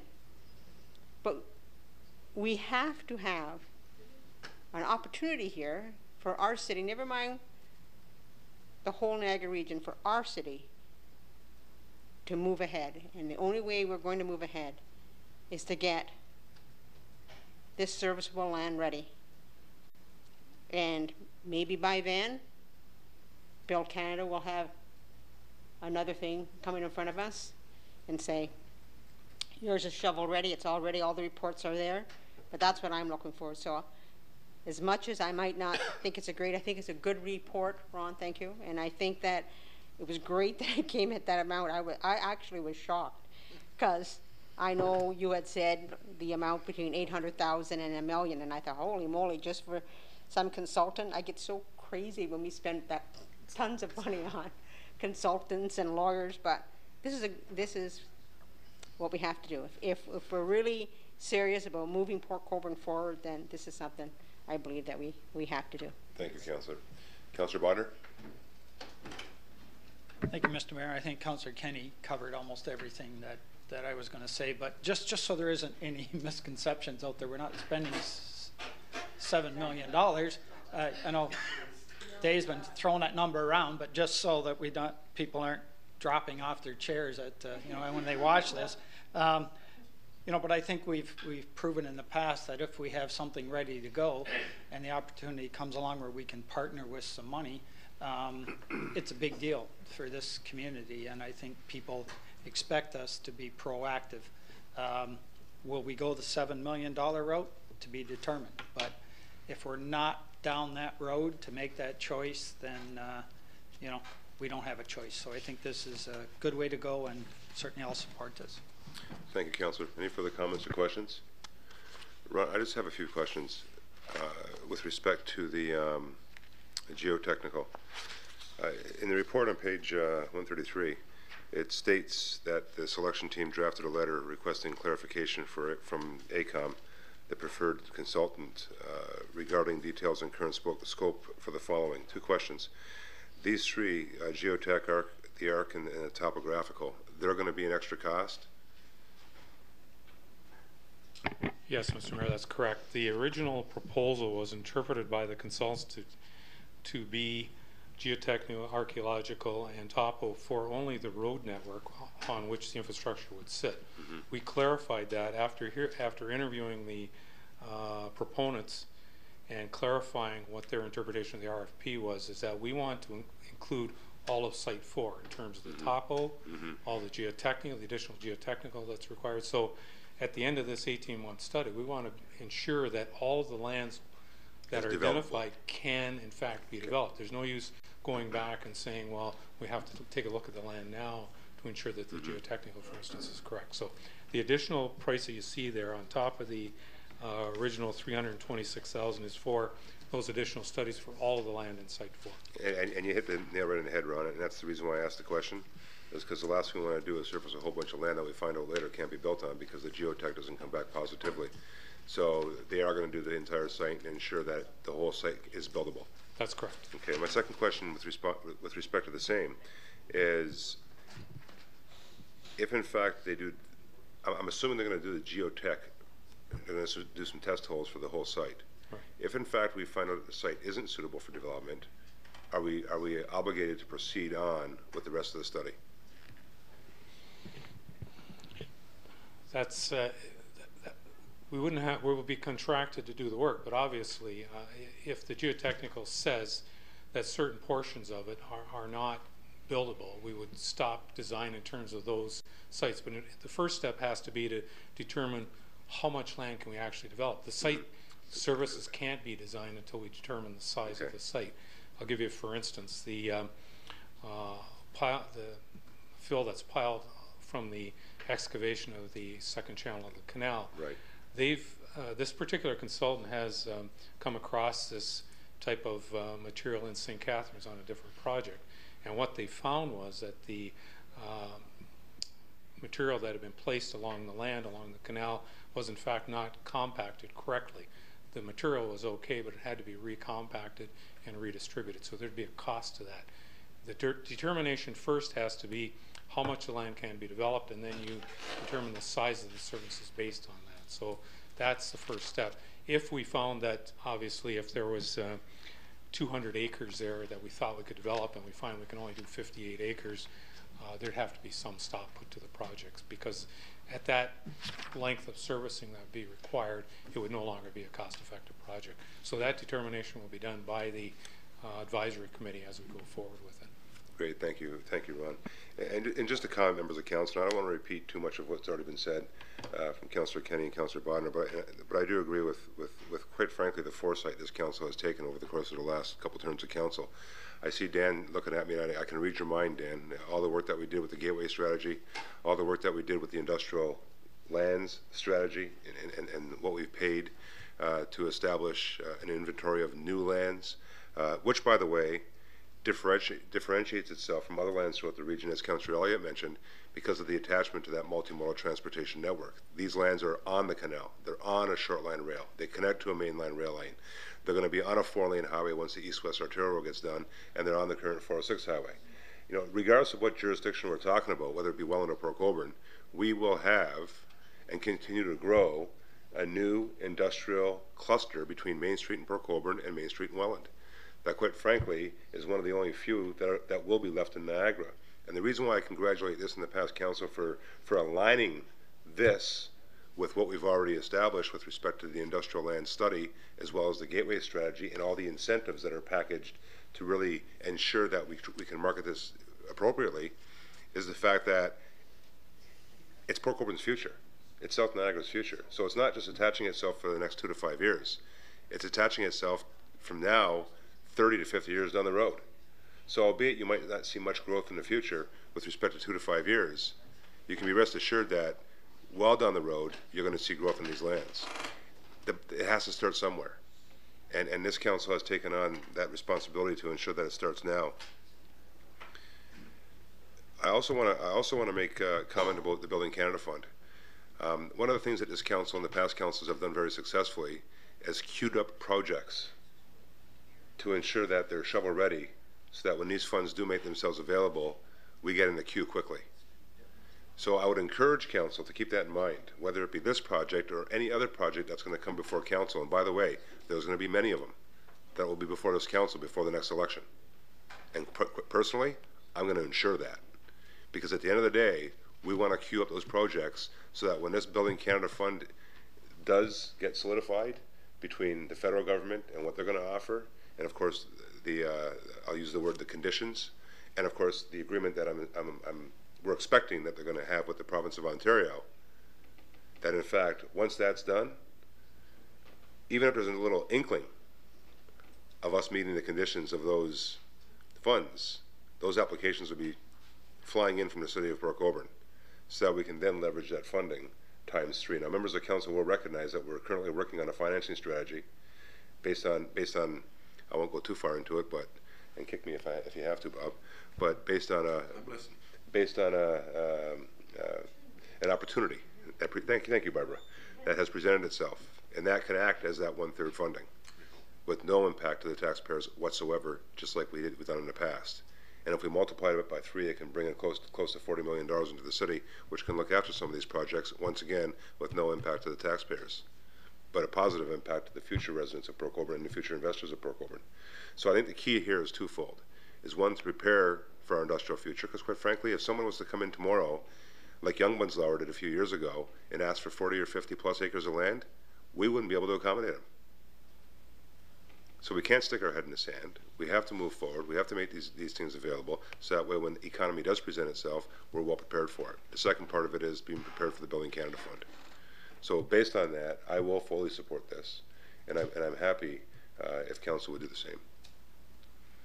So with that, no further questions or comments. All those in favor? Opposed? That would be carried. Thank you.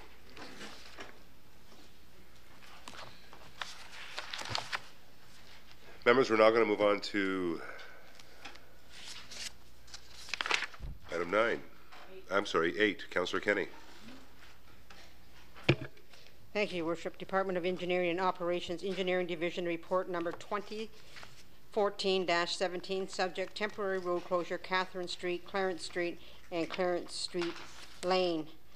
That the Council of the City of Port Colborne authorize prohibition of the general vehicular traffic and parking by the public, with the exemption of ambulance, EMS, police, or fire department vehicles, or any other vehicles required in the case of an emergency, public works vehicles, and public utility vehicles, or authorized by permit only from 12 p.m. to 3 p.m. on Friday, June the 6th, for the Royal Canadian Legion Branch 56 ceremony commemorating the 70th anniversary of D-Day, and further that the city clerk prepare a road closing bylaw for the above closure and parking restrictions. Thank you, Councillor. Do I have a seconder to that, please? Councillor Doucette, questions or comments to that? Councillor Kenny. Thank you, Worship. There's only one question. I guess I would ask this through Mr. Hanson. Mr. Hanson, or maybe even the treasurer.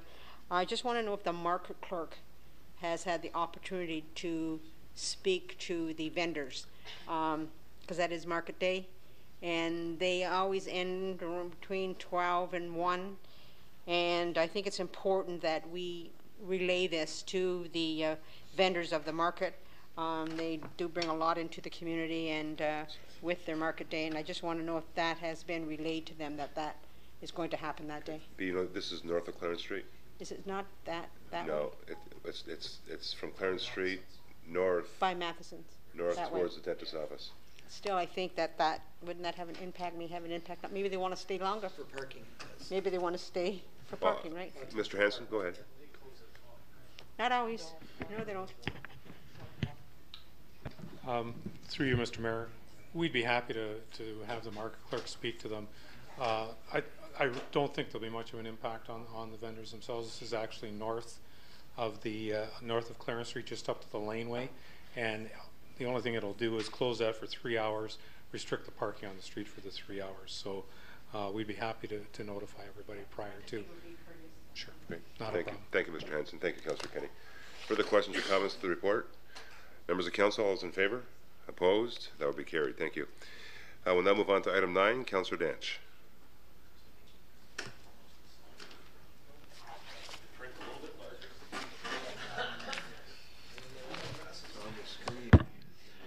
Department of Engineering Operations, Public Works Division, report number 2014-18, subject supply and delivery of one new single-axle snowplow truck. That the Council of the City of Port Colborne award tender 2014-07 to Eastgate Ford of Hamilton for the total tender price of $226,733 plus applicable harmonized sales tax, and the Director of Engineering and Operations be authorized to issue a purchase order to Eastgate Ford. Thank you. Do I have a seconder to that, please? Councillor Elliott, questions or comments? Councillor Danch. I guess just looking at it here and kind of wondering if we look at the numbers on this truck, and I apologize, I just don't have it right here. Give me 1 second as I learn to run this thing again. I got it, yeah. Sorry. When we look at the price from Archer's there, and we're looking at we'll round it off, say 198,000, and then we've got the trade-in of 12,000. Eastgate Ford's coming in at 211 with a $3,000 optional trade-in there. Just kind of wondering. I mean, we can go down the road and be at this one place in a matter of minutes, or take a drive with, I'm sure, 2 people, and with warranty issues and stuff like that with these newer pieces of equipment. My truck that I currently have is less than 2 years old. It's had 2 warranty issues already with updates and whatnot. I just wonder if we're looking at the expense of sending these guys down the highway to bring a truck to so-called Hamilton, where we could be just going down the road and basically buying it locally. And I'm just trying to see the math difference here. I'm looking at something that costs less, but we want to give a PO to someone that's going to cost us more. We've kind of always lived with that. Let's support, or let's purchase the cheapest price, and here we're not. So I just wonder if maybe you could explain that to me, please. Thank you, Councillor Danch. Mr. Lee? Through you, Mr. Mayor, to Councillor Danch. First of all, with regards to the optional trade-in, it's exactly that, is optional, and at this point staff is recommending that we not trade the vehicle. All indications are in our market research is that we can actually get somewhere in the vicinity of $20,000 to $25,000 for that vehicle if we were to auction it or take it to the public auctions. That being said, so that number has not been used in our calculation or as part of our recommendation. Secondly, in the bid by Archers, after an audit of the tender documents by staff, it was determined that the vehicle that Archer had quoted on did not meet the specifications as stated. That being said, also it was noted that there was no dollar value in that number that you see that pertains to an extended warranty, which was also supposed to be part of that tender document and the submission. Because of those 2 elements of the tender, That's why staff has recommended that we reject that under our purchasing policy. Thank you. Councillor? I'm still having a tough time with driving to Hamilton as opposed to driving 10 minutes down the road. If the truck's equal, now the warranty is always important. It's an extended warranty or something included in the price with this other truck? I just kind of wonder where we're going here. Mr. Lee? Through you, Mr. Mayor, to Councillor Danch.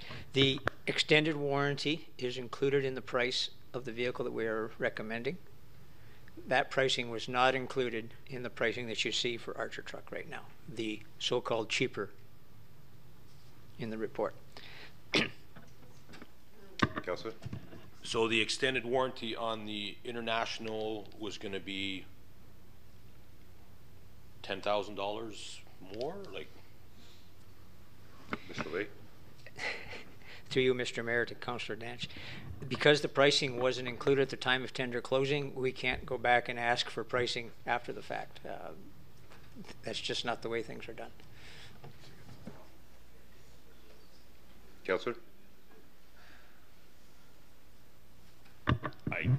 I'm still looking at the number and the dollar amount, and I see a difference of, you know, $10,000, and 10 grand is 10 grand. Okay. Councillor Elliott? Thank you, Mr. Mayor. Through to Mr. Lee. I take a look at the name Archer Truck, and I know they've been in business for a long time, so I took it upon myself to call Archer Truck and actually speak with two of the gentlemen that are in the audience tonight, because I know Terry's done a lot of work for the city, with the city. So I made it a point to go and ask him, how does a reputable company like Archer Truck, who I'm pretty sure this isn't the first time they've ever put a quotation in for a supply, how do they have a bid disqualified? So I asked them, I says, you know, it says right here in the report, did not meet specifications with respect to the engine details and required pricing details. So I asked them, what does that exactly mean? Mr. King replied to me that it was a clerical error, that he put the wrong number on the engine spec, and that the RFP asked for extended warranty. Full stop. No time frame for a warranty, just what's the cost of an extended warranty. And his explanation to me was, is that a 1-year warranty or 2-year warranty, a 3-year, a 5-year, 10-year? How long did you want the warranty for?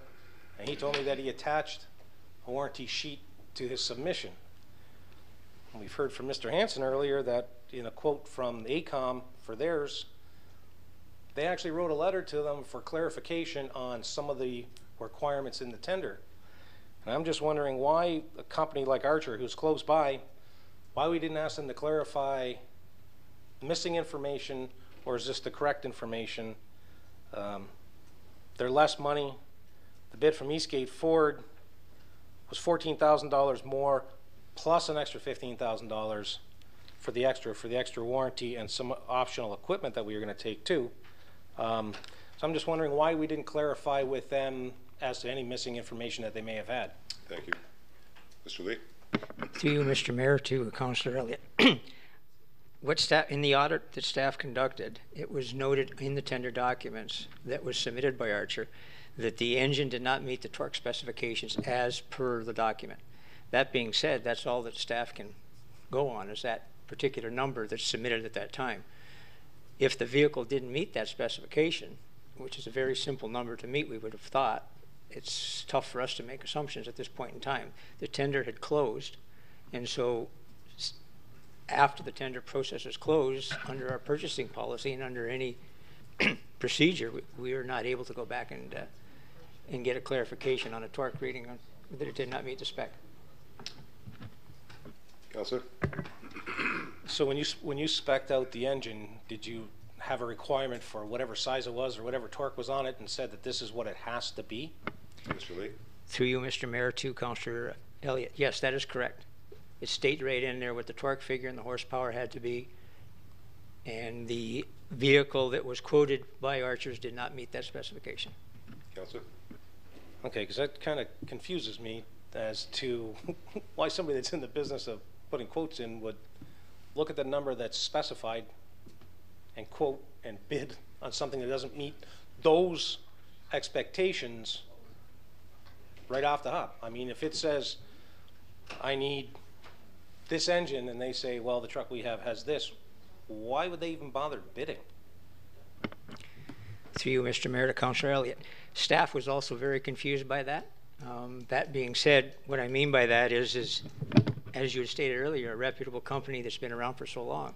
We were very surprised that they had quoted us a price on a vehicle that didn't meet that specification. Okay. Further questions or comments, members of council? With no further questions or comments, all those in favor of the report? Opposed? We carried. Thank you.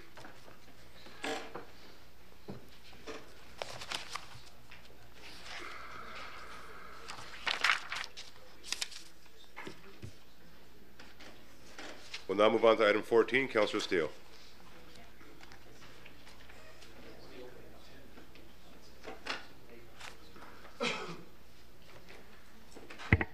Thank you, Your Worship. I'll move Department of Planning and Development Report number 2014-27, Administrative Monetary Penalty System, AMPS. One, that Council approve the proposed new Administrative Monetary Penalty System bylaw, May 12, 2014, to be effective as of July 1st, 2014, Appendix 1. And 2, that the Council direct that bylaws 89-2000, 5062, 11707, 5503, 110, and 3475, 5697 be amended to allow for their enforcement of their provisions under the Municipal Act and AMPS to be presented at a later date. And 3, that the city clerk be delegated with authority to sign all necessary forms and applications to, it was a spelling error here, I had to fix that, to implement and administer the AMPS, including executing agreements and with service providers and provincial government. And 4, that staff be directed to implement and administer the AMPS as outlined in this report. You're lucky I didn't use executed where deleted was, so I'll move that, Your Worship. Thank you, Councillor Steele. Seconded by Councillor Desmarais. Questions or comments, members? Councillor Steele. Thank you, Your Worship, and I see our staff members here. Just if Sherry could give us a bit of a rundown, because there is a glitch on, not on this, on our part. There's really a glitch on the Niagara Region's part. It's unfortunate the regional rep had left already, because I think what our bylaws person is going to tell us is we better get a note to the region to get on board with this, or they'll be getting a lot of calls from our constituents. So if we could have a quick overlay of this and then what our problem is with the region. Thank you. Councillor. By the way, you still have one regional rep here, so you can bang at me. That's fine. Mrs. Hanson. 2 votes are better than 1. Thank you, Mr. Mayor. The Administrative Monetary Penalty System is a administrative system which is changing from the POA system to administrative penalty system. Presently, parking tickets are dealt with through judicial system with the provincial court, and is moving over to an administrative system going to be dealt with through the municipality. This system is being dealt with, and as of July 1st, we're having to change everything over, as the Part 2 parking will no longer be processed through the provincial courts. I sit on the Joint Board of Management for the POA system. I've brought it to their attention with regards to dealing with it in a regional aspect, and right now the AMP system is dealt with by Part 2 parking and licensing. It may start moving into more Part 1 issues such as noise, other Part 1 issues that we have. Right now, it's not on their radar. I then sent an email to the region regarding the traffic 89-2000, in which this all regulates under, and I got no response. I sent another email asking for updates, because we're dealing with the master court schedule of shifting out and moving the parking process out of the court system. They're not available. I then sent one more email requesting that they look into it. I got a response back with regards to, thanks for bringing it to our attention, we'll look at it in May. I spoke with Regional Councilor David Barrick with regards to this issue. I forwarded him those emails as well as copied you, Mr. Mayor, to look into it so that we can get the region on board. The issue is if the bylaw is not passed and in place for July 1st when the court system is no longer taking parking, a police officer or a bylaw officer will not be able to issue or write any tickets on a regional road anywhere in the region. For example, no parking between 2 and 6 a.m. on a regional road. For example, on Main Street, which is a regional road, and somebody's parked in a prohibited area, without the region passing the bylaw, we will not be able to issue notices. And I'm trying to get the region on board. I also sit on the Niagara chapter, OAPSO Niagara chapter, and I'm working with 12 municipalities trying to get a cost sharing in place and getting everybody on board to kind of get the same fine structure so that when it's done, the region will have the same fine structure and everybody can move forward from there. So we're trying to work with everybody and get everybody on board to deal with this situation that we've been put into by having to change the system over from a court system to an AMP system. Councilor Steele. Thank you, Your Worship. Also, Sherry, you're looking at partnering with some other municipalities in the region with regards to cost savings. Can you give us an overview of that? Mrs. Hanson. Yes, we've held several meetings with regards to trying to do some cost saving and sharing because this is basically thrust upon us to have to deal with this. Right now, St. Catharines is the only municipality that has passed their bylaw so far. I'm looking at partnering with Waynfleet and Fort Erie with regards to dealing with handheld tickets, to share tickets from there so that we're not paying for tickets just for ourselves. So you would check off the box on which municipality you're in and have the same fine amounts. We're also working with the other municipalities to cost share on a hearing officer. And when you go through the report, a hearing officer, if I can give an example of how it works, when you go through the court system, you have a JP that oversees the tickets. In the AMP system, you have a hearing officer. So instead of each municipality hiring their own hearing officer, we're looking at cost sharing and sharing a hearing officer. And I've had pretty much all 12 municipalities discussing sharing a hearing officer. And St. Catharines will have a hearing officer. Port Colborne is trying to move forward, and we're going to look at hiring a hearing officer to share. And Thorold is another municipality that was looking at having a hearing officer. So out of the 12 municipalities, 3 municipalities are looking at having a hearing officer and cost sharing that particular avenue. Thank you, Sherry. Councilor. Thank you, Your Worship. I guess bylaws will be here next for their plaque with gain saving the taxpayer some money. So I do congratulate Sherry and her staff for that. You know, it has been thrust upon us. I mean, I'm glad that you've been working with other municipalities on this. You know, why reinvent the wheel that we could work together on this? And it's good to see Fort Erie and Waynfleet dealing with this. Maybe we get Welland and Pelham on board too, or even Thorold. So let's hope it comes to that. So with regards to this, Your Worship, I think what we should do is add a caveat to this, that we implore the region to get on board so that we don't handle every phone call because a regional road, we can't enforce any bylaws on those with regards to parking. So do you want to deal with that as a separate motion, or can we do it as like a separate voted on amendment, right, or just include it? Well, Sherry, just if I may, Sherry, we have a meeting coming up on the 26th, and Bob just sort of whispered in my ear that there's another report coming, and so several others. And I appreciate where Councilor Steele is coming from here, because at the end of the day, I think what it's going to take is 2 things. One is that this council put a resolution forward asking for what you're asking for, number 1, and then secondly, myself and David can take that to the region and stick our foot far enough up, or that they end up supporting it, and of course with that, the region is forced to ensure that these proper bylaws are put in place to deal with everybody's best interest, not just the city of Port Colborne, but the entire region. Is that what you're actually looking for? In a roundabout way, yes, Mr. Mayor. What I'm trying to get the region to do is update their 89-2000. So the bylaw that hopefully going to get passed tonight is a bylaw that I will forward to you and as well to Regional Councillor Barrett to bring forward to the region and have them adopt that bylaw with those particular fine amounts, which are, again, Wainfleet is accepting, Fort Erie is on board, Pelham is very close and similar to our fines, that they all are the same fine structure. The rest of the actual stuff that's coming later with regards to the hearing officer bylaw and that, the region doesn't really deal in that end of it. What we're just trying to get them to do is pass the actual AMPS bylaw so that we can write tickets on regional roads. Okay. So, I think, well, yeah, okay, let's do it separately. But also add to that that we actually ask for support from each individual municipality and the region. That will prompt the decision having to be made and, of course, the discussion having to be had. So with that, members of council, let's vote on this one first. It has been moved and seconded. Are there any further questions or comments? Councillor Early.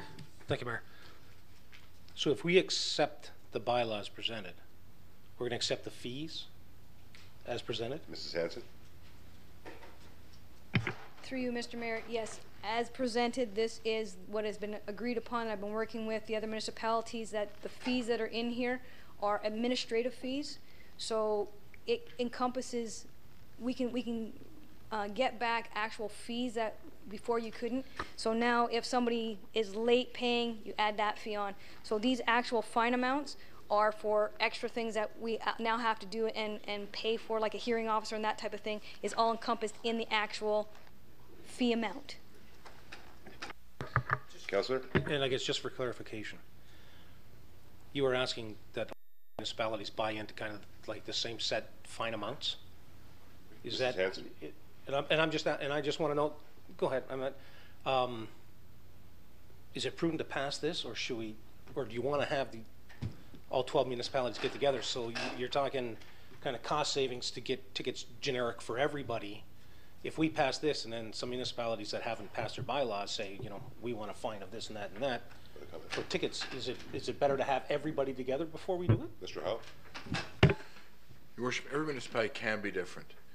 There are some limitations in what you can set for fines according to regulation.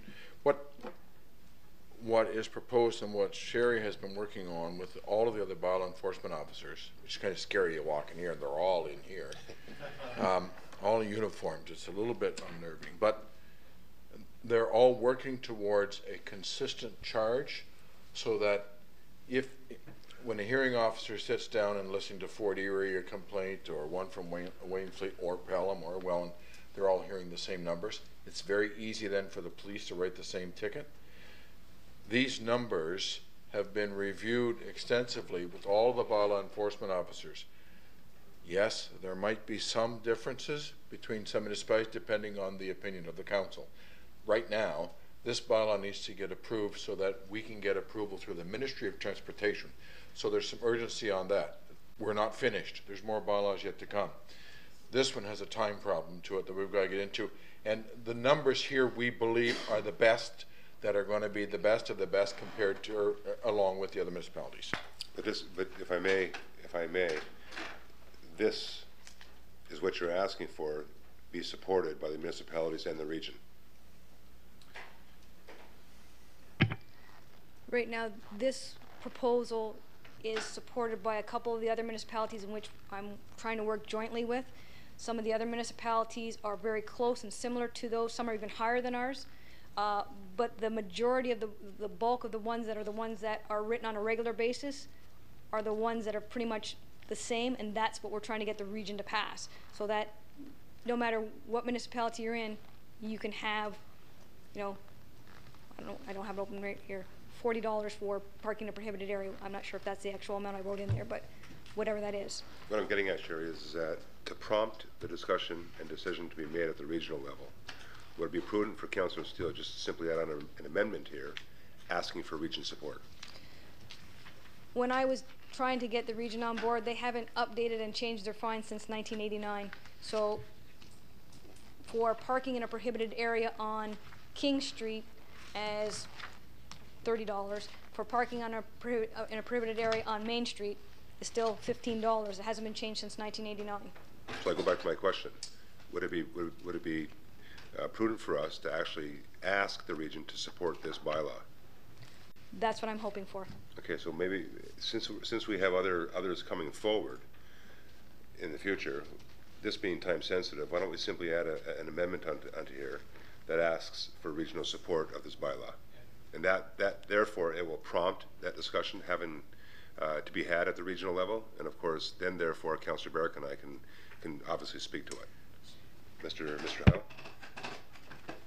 And one minor addition, Your Worship, can you ask them to adopt the rates? Period. If they adopt the rates, it's going to at least be consistent here in Port Colborne. Now, is it needed to go to other municipalities or just the region? Other municipalities are waiting for this bylaw to be passed so that I can forward them the bylaw and the rates that have been approved so that they can use my report and some other information to present to their council. So would it be prudent for us also to add the other 12 municipalities onto that amendment? St. Catharines already passed their bylaw and their rates. Okay, so Councillor Steele, that possibly is the amendment, is that all 12 municipalities be asked to approve, as well as support and approve this bylaw, as well as the regional municipality of Niagara. Correct. Okay. Yep. To that amendment, do I have a seconder? Councillor Brodner. Questions or comments to the amendment? All those in favor? Opposed? That will be carried. As amended, questions or comments further? Councillor Brodner. Thank you, Mr. Mayor. Through you to Ms. Hanson. I just have a question about the hearing officer. You're talking about sharing it with possibly 2 other municipalities, maybe more. And right now, if you want to dispute a parking ticket, you have to attend at the Welland Court. Am I correct in that? Will this hearing officer then, that we're sharing, say with Waynfleet and Fort Erie, will the hearing officer go to those municipalities 1 or 2 days a week so that you can attend in your own municipality? Or are they all going to come to, again, say Port or Fort Erie or Welland? Has there any thought been put into that? Mrs. Hanson?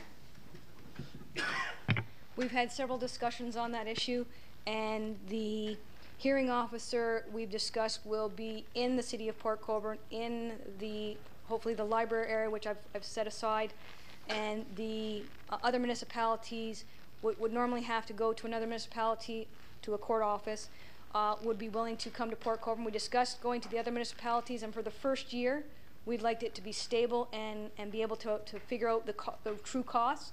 So we would like to have it all in Port Colborne, and the other municipalities so far are willing to do that. Thank you, Mrs. Hanson. Councillor? So just to be sure, this is a temporary 1-year thing, and possibly the hearing officer could go to those municipalities. I just think it's, a lot of people may have a problem getting around.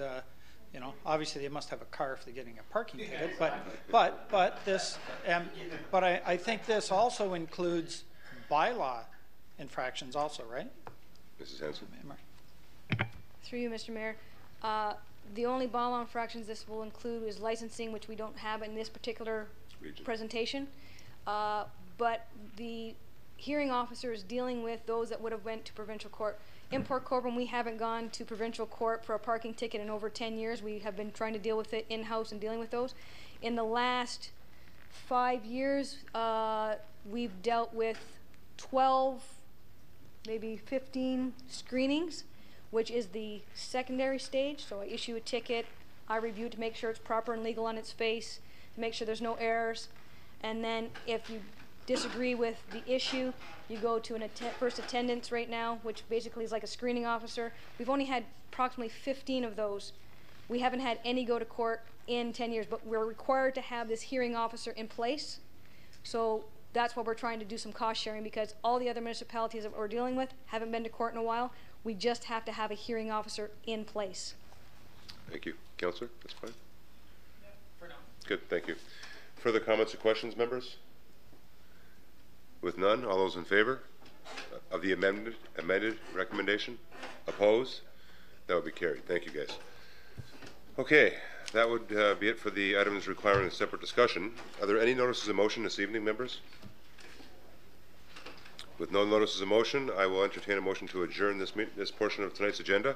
Councillor Kenny, Councillor Steele, are there any questions or comments? All those in favor? Opposed? That will be carried. Thank you. We'll now move on to the council portion of our agenda this evening. Members of council, first off, Madam Clerk, are there any addendum items? Thank you, Mr. Mayor. None this evening. Thank you, Ashley. Members of council, if I can have a motion to confirm the agenda, please. Councillor Bodner, Councillor Danch, questions or comments? All those in favor? Opposed? That will be carried. Disclosures of interest. Are there any disclosures of interest? With none, move on to the adoption of the minutes. I have two sets of minutes here. The minutes of the 11th meeting special of council dated April 28th, 2014, and the second being the minutes of the 12th meeting regular of council dated April 28th, 2014. Mover and seconder, please. Councillor Danch, Councillor Doucette, questions or comments? All those in favor? Opposed? That will be carried. Are there any items requiring separate discussion? Councillor Steele? Item 6 for a recorded vote. Thank you, Councillor. Any further items, members? With none, motion to adopt the remainder of the items, please. Councillor Desmarais, Councillor Kenny, all those in favor? Opposed? That will be carried. Item 6, Councillor Steele. Thank you, Your Worship. Department of Engineering and Operations, Engineering Division, report number 2014-15. Subject project 214-05, request for proposal, qualification of consulting services for site servicing of East Side employment lands. Members of council, that is in your agenda, page 131. Regarding some discussion earlier. Do I have a seconder to that recommendation, please? Councillor Kenny, are there any questions or comments? Members of council? No questions or comments. You do have the recommendation in front of you, and that is to proceed with the consultant work. Okay, so just to be clear, you know which way you have to vote, either way, yes or no, and why, and according to the recommendation. I don't want anybody to get confused here. Okay, everybody's clear on that? Madam Clerk. Thank you, Mr. Mayor. In accordance with the provisions of the city's procedural bylaw, I'll read the name of each councillor in alphabetical order. Upon hearing your name, please indicate either yes or no to the motion on the floor. Mayor Badaway? Yes. Councillor Bodner? He had to step out for a second. I'll come back to Councillor Bodner. Can you look at him, Frank, please? Just Madam Clerk, if you can take a second. I just want to make sure he's aware of it. Councillor Bodner, we're having a recorded vote on the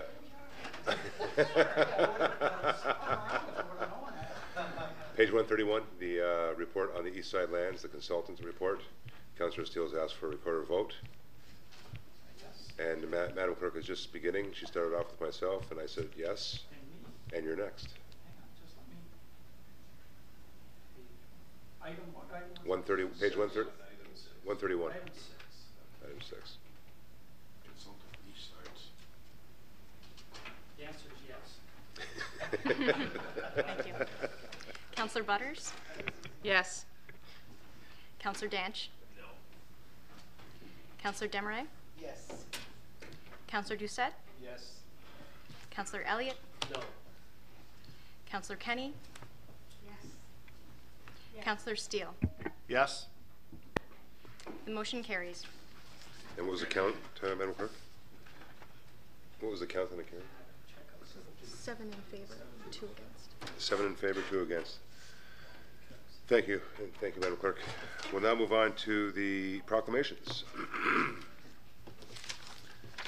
I have one proclamation that I'll be looking for a mover and seconder on. That May 2014 is recognized as International Building Safety Month, and whereas the municipalities of the province of Ontario are encouraged to support and recognize the critical role their building departments and building officials play in maintaining and improving public safety. And whereas the municipal building departments of the province of Ontario have been involved in extensive training updates and upgrades to meet the new regulatory requirements of the Ontario Building Code Act, and whereas the Ontario Building Officials Association continually represents the needs of building departments and their respective municipalities, and whereas the Ontario Building Officials Association has developed an International Building Safety Month promotional poster to promote the profession of building officials, and whereas this council deems it appropriate to recognize the dedication and commitment of its building department staff, now therefore, I, Mayor Vincent Badaway, proclaim May 2014 as International Building Safety Month in the city of Port Colborne, and further, it acknowledges the professionalism of the building officials, of its building officials, and their dedication to the public safety. Councillor Doucette, seconder. Councillor Desmarais, questions or comments? All those in favor? Opposed? That would be carried. Thank you, members. We'll now move on to notices of motion. Are there any notices of motion? With none, Madam Clerk, if you can introduce the bylaws, please.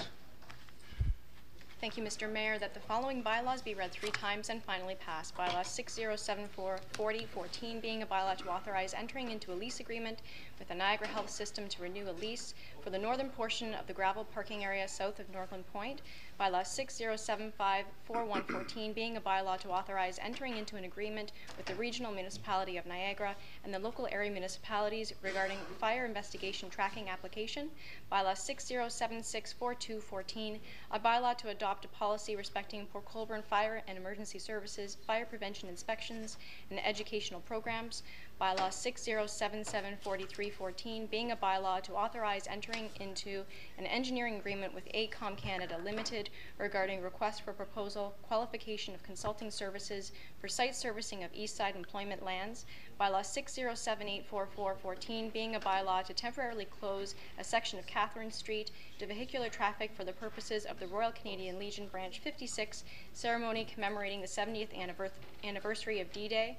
Bylaw 60794514 being a bylaw to appoint a member to the Downtown Port Colborne Business Improvement Area Board of Management. Bylaw 60804614 being a bylaw to authorize entering into a municipal funding agreement for the transfer of federal gas tax funds with the Association of Municipalities of Ontario. Bylaw 60814714 being a bylaw to amend bylaw 31512295 being a bylaw to regulate the supply of water and to provide for the maintenance and management of the waterworks and for the imposition and collection of water rates. Bylaw 60824814 being a bylaw to establish a system for administrative penalties respecting the stopping and standing and parking of vehicles. Bylaw 60834914 being a bylaw to authorize entering into an encroachment agreement renewal with Justin McDonald, Amigos Cantina, 20 Clarence Street. Bylaw 60845014 being a bylaw to amend zoning bylaw 11509781 as amended, respecting lands legally known as Part Lot 15, Concession 4, former Township of Humberston, now in the City of Port Colborne, Regional Municipality of Niagara, municipally known as 2272 3rd Concession Road. Bylaw 60855114 being a bylaw to temporarily close a section of King Street to vehicular traffic, May 31st and June 1st, 2014. And finally, bylaw 60865214 being a bylaw to appoint deputy treasurers. Now that's what you call getting it done.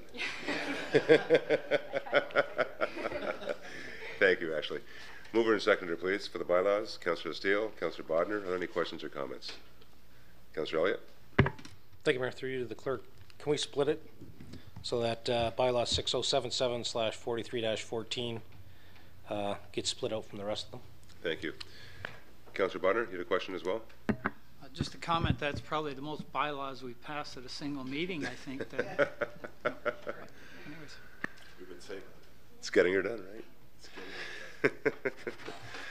Okay, Madam Clerk, we are going to separate the two. I do have a mover and seconder. Who were the mover and seconders? Councillor Steele and Councillor Bodner?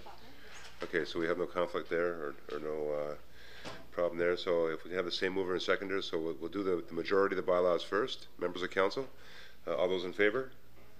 Opposed? That would be carried. And then the 6077/0314 separated out, and same mover and seconder. Those in favor? Opposed? That would be carried. Thank you. And thank you, Ashley. Now the confirmatory bylaw. Thank you, Mr. Mayor, that the following bylaw be read 3 times and finally passed. Bylaw 60875314 being a bylaw to adopt, ratify, and confirm the proceedings of the Council of the Corporation of the City of Port Colborne at its regular meeting of May 12, 2014. Thank you, Madam Clerk. Mover and seconder, please. Councillor Danch, Councillor Elliott, are there any questions or comments? All those in favor? Opposed? That will be carried.